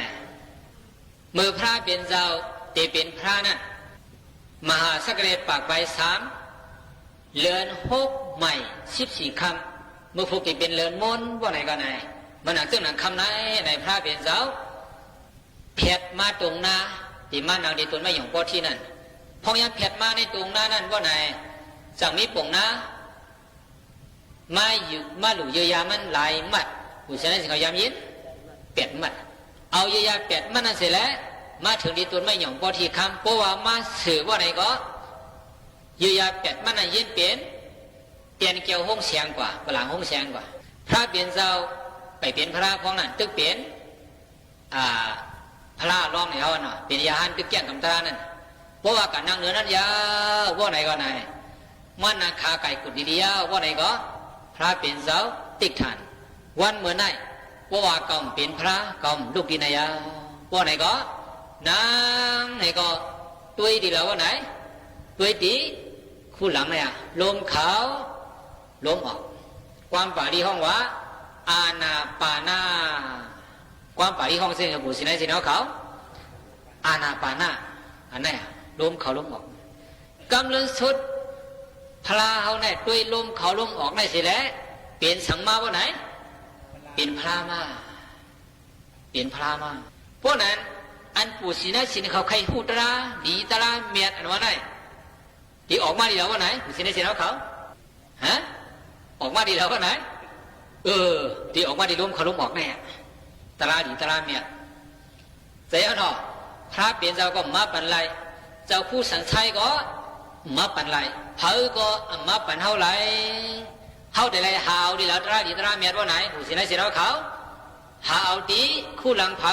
คู่หลังมันยาคู่หลังเขาสามีการสั่งว่าไหนถอยเขาถอยออกจากมันเหตุการณ์อะไรผู้สินะสิเราเขาพวกคู่หลังเหตุการณ์ว่าไหนได้ดีอย่างว่าไหนหลวงหามกับเปียดก็ยะจังว่าผู้สินะสิเราเขาก็เปิดคู่หลังเหตุการณ์อยู่แล้วเขาต้องเป็นตัวเป็นใจอยู่เนี่ยเพราะว่าใครตราว่าไหนก็เขาได้กับเบิ้งอิงเขาว่าไหนกับเบิ้งอิงคู่หลังเขานั่นนะผู้สินะสิเขาจะมีคู่หลังว่าไหนมีป้อมมีอยู่ไหนว่าหามเปียดก็ป้อมมีก็คู่หลังก็มีลมเขาลมออกก็มีผู้สินะสิเขาสั่งใครตราสั่งใครทำดีๆว่าไหนเพราะใครดีกับด้วยดีแล้วกับด้วยดีคู่หลังพอคู่หลังมานั่นนะคู่หลังสามีการสั่งหล่าว่าไหนถอยเขาถอยออกเผาผู้อันนั่นก้อยวะเผาผู้อันนั่นก้อยวะเผาผู้นำไรกาหือเผาต้วยนำไรกาหือก็ตีเป็นสังว่าไหนผู้สินได้สิแล้วเขาฮัลโหลตีเป็นผู้สินลีนายสินเลียนะน่าผู้สินได้สิแล้วเขาน่ะตีเป็นสังว่าไหนตีเป็นผู้สินลีนายสินลีมันเต็มสุกสักเผาอันนั้นต้องไว้ละเนาะโอ้ผู้สินได้ขอนางให้ได้ต้วยลมเขาลมออกอยู่ดีมันนะนายก็คุณก็อยู่ดีมันนี่แหละต้วยลมเขาลมออกมันอยู่ยาวบ่ไหนแต่จังพอดีโมเหก็ฮะผู้สินได้สิเขาว่าไหนใจโมก็โมกันเนี่ยอยู่โมจำเลยแหละอยู่โมจำเลยแหละอย่าไปว่า30 นาทีละเข้าเหลือก็เยอะวะนั่งดีพอดีมันจุกดีพอดีมันอยู่ดีพอดีมันนี่แหละต้วยสังว่าไหนลมเขาลมออกลมเขาลมออกอยู่พวกไหนแต่ในวิหารเราได้เสียงสังก็มีสีอีกคำเดียวบุษนะสิเขาต่างนี้พ่อมือความเขาไหนต่างนี้ไรใจเห็นว่าไหนต่างนี้ดีอะเขาเหตุการณ์ที่ไหนว่าไหนบุษนะสิเขาต่างนี้ดีอะโปลีบ่ไหนก็ไหนวันนั้นคัดใจแล้วลมเขาลมบอกว่าอะไรดีๆเนาะในเกณฑ์ในเวสังด้วยว่าคัดเจอเลยโอ้ลูกกี่ลมเขาลมบอกนั่นเสร็จตราเตะตราทูเลยเตะว่าว่าไหนเตะหาดีว่ามันมีแล้วแต่พอว่าเอาเนี่ยดีเหลือในก็มีสังเทียนเนี่ยหน้าผู้ที่ไหนสินะเขาหน้า เพราะว่านั้นไหนวันเหมือนได้เตียนโบราณนะมั่วนะที่ราชสงครนี่ก็อย่างชินเปียดก็ไปเฮามันพวกอย่างว่าไหนก็ล้มเขาล้มบอกก็เอาอะไรล่ะน่าผู้ชีนะสิน้องเขาน่ะเพราะจังไหนเสียงบ่ไหนเขาเป็นผู้ชีนะสิน้องกัน70-80ได้ก็เราก็ตุ้ยล้มเขาล้มบอกอยู่ดีพอดีมันว่าบ่ไหนแต่เขาหาหนังกันก็เจอเป้งกันเจอเหมือนกันและอยู่ต้องกันก็เจอเพียงเป้งกันบ่ไหนแต่อยู่ต้องกันก็พวกออกว่าก็มีปัญหาสังและอยู่ต้องกันกัดเย็นๆกว่าอย่างวะน่าผู้ชีนะสิน้องเขาน่ะเพราะฉะนั้นเสียงบ่ไหนวันเหมือนแต่เขาจะพูดอีกขึ้นไปของไหนกันเนาะและเขาผู้ชีนะสิน้องเขาผู้ชิงผู้นายผู้ยิงผู้ชายตั้งหมดตั้งเสียงชินเปียดอันเอามาจุนั้นก็อย่าบีบันมันหักมันหลุดมันห้ามเสียการระอาณาปานะล้มเขาล้มออกซึ่งเขาจะผู้รับหิมาไหนก็ไหนถ้าอ่อนกันไว้ใจสติสมาธิมันขึ้นเสียแล้วอ่อนกันคัดใจกว่าเสียกันในถ้าผู้ศิลป์สินเขาผู้ชิงผู้นายผู้ยิงผู้ชายทั้งหมดทั้งเสียงมีกายสุขาเสตสุขาตัวใจสมบังสมบ้าก็เย็นเสื้อสาลีงามเสียวอิงเพิ่งเนอการลีการเมียนการตาหน้าลองอุดองการศีลลองกำสินไปทำการภาวนาลองในทางภาวนาในตัวในใจทั้งหมดทั้งสิ่งเสื่อในสิแล้วถ้าผู้ศิลป์สินเขาผู้ชิงผู้นายผู้ยิงผู้ชายทั้งหมดทั้งเสียงเจียวหูเจียวหันเจียวหัดเจียวเถิงมากยันโพยันในป่านที่กัดตีเย็นนั่นขันไว้สิกรรมเบดาอ๋อค่ะข้าย้ำจำมุดจำเสียงคณะเตย้อนผัดยันปอเมปีปีน้องๆเขามือกว่าก่อนค่ะนะจะเจอปอเมปีน้องเขาอันทรงถ่อมตั้งห้องปล่อยเสียงเฮาค่ะเอามาเดี๋ยวถ่อมตั้งเลยถ่อมตั้งออมลุ่ม AM 1476 kHz ถ่อมตั้งเว็บไซต์เฮาค่ะ legendtree.prd.go.th ถ่อมตั้งแฟนเพจ Facebook เฮาค่ะที่สวทเก้งใหม่ AM 1476 kHz กอลีย้อนให้พี่น้องเขามีเสียงตุ้มย้อนปันกันเข้ามาปันตั้งหันถึงกันไล่นะคะย่อก็อย่าลืมค่ะอำว่าได้เป็นข้าวแล้วสังว่าพี่น้องเขามีเจออันใครเฮ็ดใครสร้างอยู่นั่นในอันขั้นอย่าไปจ้อมเจอเฮ็ดจ้อมตั้งใครเลยใครเปลี่ยนต้นดับพี่น้องสถานีวิทยุกระจายเสียงแห่งประเทศไทยและเครือข่ายทั่วประเทศเสนอข่าวต้นชั่วโมงรู้เร็วรู้จริงเกาะติดทุกสถานการณ์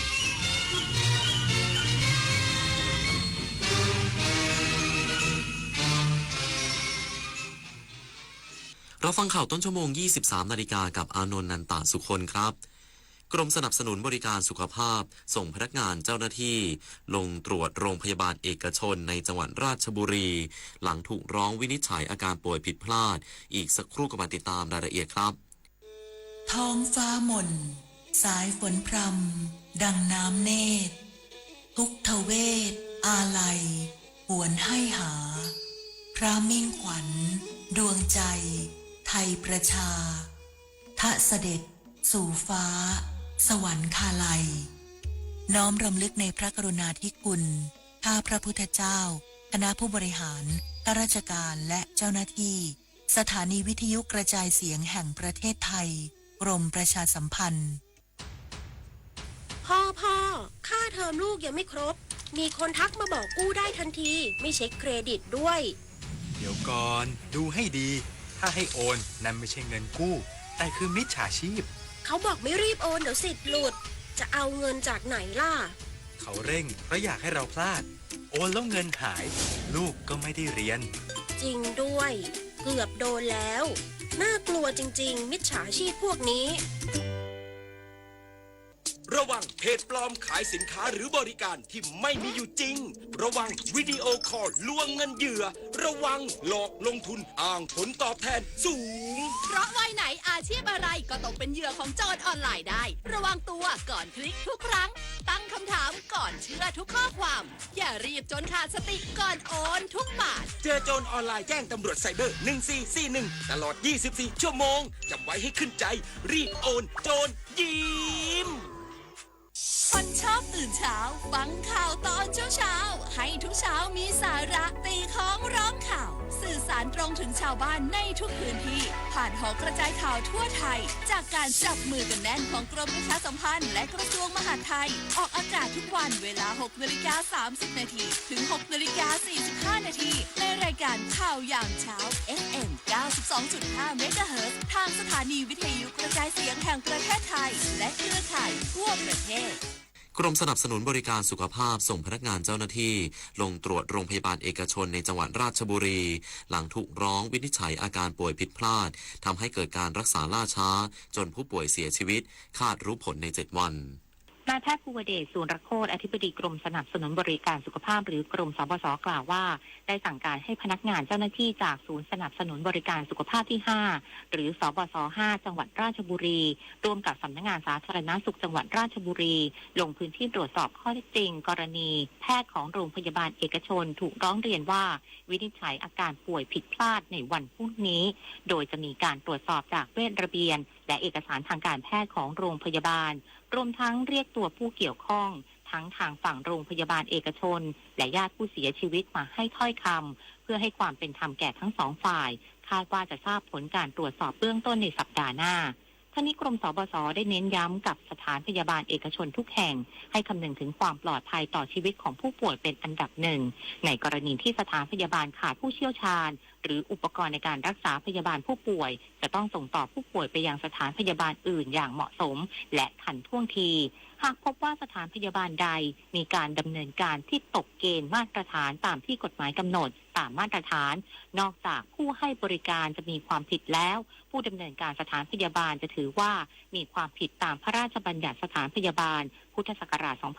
2541 ฐานไม่ควบคุมและดูแลให้ผู้ประกอบวิชาชีพในสถานพยาบาลปฏิบัติหน้าที่ตามกฎหมายวิชาชีพนั้นๆมีโทษทั้งจำทั้งปรับและส่งเรื่องให้สภาวิชาชีพพิจารณาดำเนินการด้านจริยธรรมของวิชาชีพนั้นๆต่อไปด้วยนฤมล อุดมพรรายงานการแข่งขันฟุตบอลโลก 2026 รอบชิงชนะเลิศอาร์เจนตินาแชมป์เก่าลุ้นป้องกันแชมป์พบทีมชาติสเปนคืนนี้การแข่งขันฟุตบอลโลก 2026 คืนนี้เป็นการแข่งขันรอบชิงชนะเลิศระหว่างทีมชาติอาร์เจนตินาแชมป์เก่าพบกับทีมชาติสเปนลงสนามเวลา 2 นาฬิกาสำหรับความพร้อมของทั้ง2ทีมเริ่มที่ทัพฟ้าขาวแชมป์เก่าไม่มีปัญหาผู้เล่นได้รับอาการบาดเจ็บหรือติดโทษแบนทำให้ตัวหลักทั้งเอมี่ มาร์ติเนส คริสเตียน โรเมโร โรดริโก เดอเปา เอนโซ เฟอร์นันเดสและลีโอเนล เมสซี่หัวหอกกัปตันทีมที่ยิงไปแล้ว8 ประตูพร้อมลงสนามป้องกันแชมป์ด้านทัพกระทิงดุมีรายงานว่าลามิน ยามาลและเปโดร ปอโรไม่ได้ร่วมซ้อมกับทีมเมื่อวันพฤหัสบดีที่ผ่านมาแต่คาดว่าน่าจะลงสนามเป็นตัวจริงได้ส่วนตัวหลักคนอื่นทั้งโรดรีดานี่โอโมและมิเกลโอยาซาบาวดาวซันโวของทีมที่ยิงไปแล้ว5 ประตูพร้อมลงสนามไล่ล่าแชมป์สำหรับสถิติการเจอกันของทั้ง2ทีมเคยเจอกันมา14 ครั้งชนะกันมาเท่ากัน6 นัดและเสมอ2 นัดส่วนการเจอกันในศึกฟุตบอลโลกในอดีตเคยเจอกันครั้งเดียวในปี 1966 ซึ่งในเกมนั้นอาร์เจนตินาเป็นฝ่ายชนะ2 ประตูต่อ 1ปุริพัฒน์ สอนการรายงานขณะที่แฟนบอลในไทยต่างให้ความสนใจรอชมการถ่ายทอดสดการแข่งขันฟุตบอลโลกนัดชิงชนะเลิศซึ่งกรุงเทพมหานครได้เปิดสวนลุมพินีและสวนรถไฟให้เข้าชมเป็นกรณีพิเศษกรุงเทพมหานครเปิดให้ประชาชนและนักท่องเที่ยวต่างชาติได้เข้าชมการถ่ายทอดสดฟุตบอลโลก 2026 รอบชิงชนะเลิศสเปนพบกับอาร์เจนตินาในเวลา 2 นาฬิกาตามเวลาในประเทศไทยโดยเปิดพื้นที่สวน2 พื้นที่หลักให้เข้าชมได้แก่บริเวณอาคารสวนลุมพินีสถานสวนลุมพินีมีการติดตั้งจอถ่ายทอดสดขนาดใหญ่เพื่อประชาชนร่วมส่งแรงเชียร์การแข่งขันนัดประวัติศาสตร์โดยบริเวณสวนลุมให้เข้าชมตั้งแต่เวลา 23 นาฬิกาคืนนี้เป็นต้นไปนอกจากนี้ยังเปิดสวนวชิระเบญจทัศน์หรือสวนรถไฟให้เข้าชมบริเวณลานตัวหนอนซึ่งเจ้าหน้าที่จะเปิดประตู 3 ฝั่งเจพาร์คลานจอดรถให้ประชาชนเข้าพื้นที่ตั้งแต่เวลา 23 นาฬิกา 30 นาทีเป็นต้นไปสอบถามรายละเอียดเพิ่มเติมได้ที่หมายเลขโทรศัพท์ 02-537-9221 รู้ปิดรู้ใช้ร่วมใจประหยัดพลังงานจบข่าวอานนท์ นันตะสุคนอ่านรับฟังข่าวครั้งต่อไปเวลา 6 นาฬิกาติดตามข่าวที่นำเสนอไปแล้วได้ที่ www.thainews.prd.go.th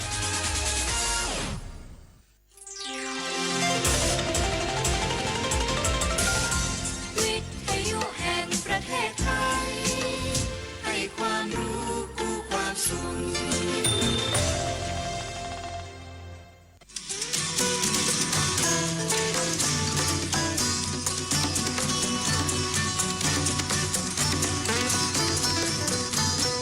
เส้นทางของถนนสายนี้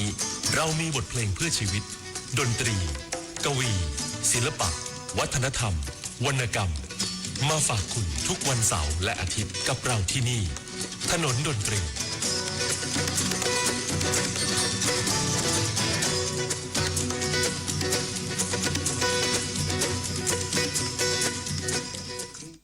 ถนนดนตรีไลฟ์เดือนสิงหาคมมิตรภาพผูกดวงใจกอดคอกันร้องเพลงอำลาถนนดนตรีไลฟ์กับมาลีหัวหน้าวันพฤหัสบดีที่ 6 สิงหาคม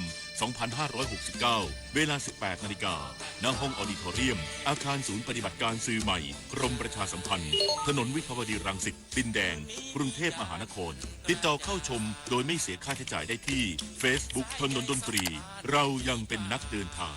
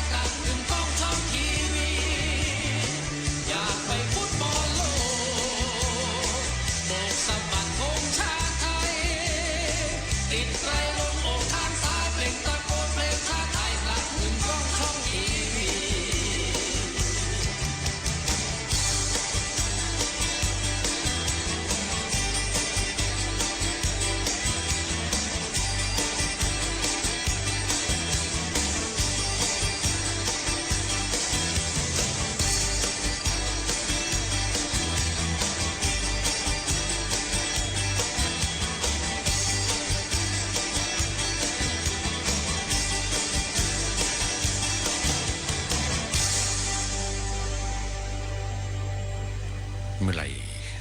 เราจะได้ไปบอลโลกกับเขาบ้างเหมือนประเทศอะไร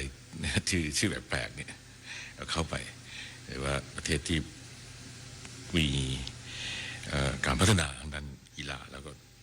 มุ่งมั่นไปไว้ประเทศเล็กๆหรือว่าประเทศที่โนเนมไม่ได้รู้จักกันแต่ก็สามารถจะเข้าไปสู่ฟุตบอลโลกได้นะครับ ก็บอกว่าช่อง29นะฮะคุณ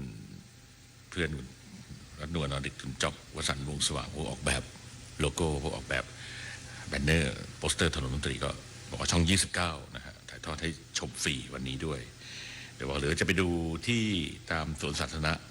นะฮะก็มีจอใหญ่กทมเขาจัดเตรียมไว้ให้ก็น่าดูแต่ว่าแถวบ้านแถวหนองแขมไม่มีสิบอกว่าตี 2ไม่น่าจะตำรวจคงไม่ยอมนั่นน่ะสินะมันคงไม่มีร้านอะไรที่มานั่งเปิดตอนดึกดื่นขนาดนี้ก็มันก็ไม่ควรจะออกไปเพ่นพ่านแล้วล่ะฮะดึกดื่นก็เดี๋ยวจะดูนะฮะทั้งตอนตี 2ว่าจะดูได้ไหมแต่เมื่อคืนนี้บอกอังกฤษกับเมื่อคืนนี้ที่เตะกันที่ฝรั่งเศสนี่โอ้โหสนุกเหมือนกันนะฮะก็ดีครับก็คืนนี้ตั้งตาคอยแล้วก็พอดีในไลน์บอกเอาแบบเต้นระบำต่อแดนซ์กันต่อก็เลยเริ่มต้นกันแดนซ์กันต่อสักชั่วโมงหนึ่งนะฮะไม่นอนเลยครับตั้งตารอฟุตบอลโลกที่2ครับก็4 ปีมีครั้งหนึ่งได้ครับแดนซ์ต่อไปครับซาอุดร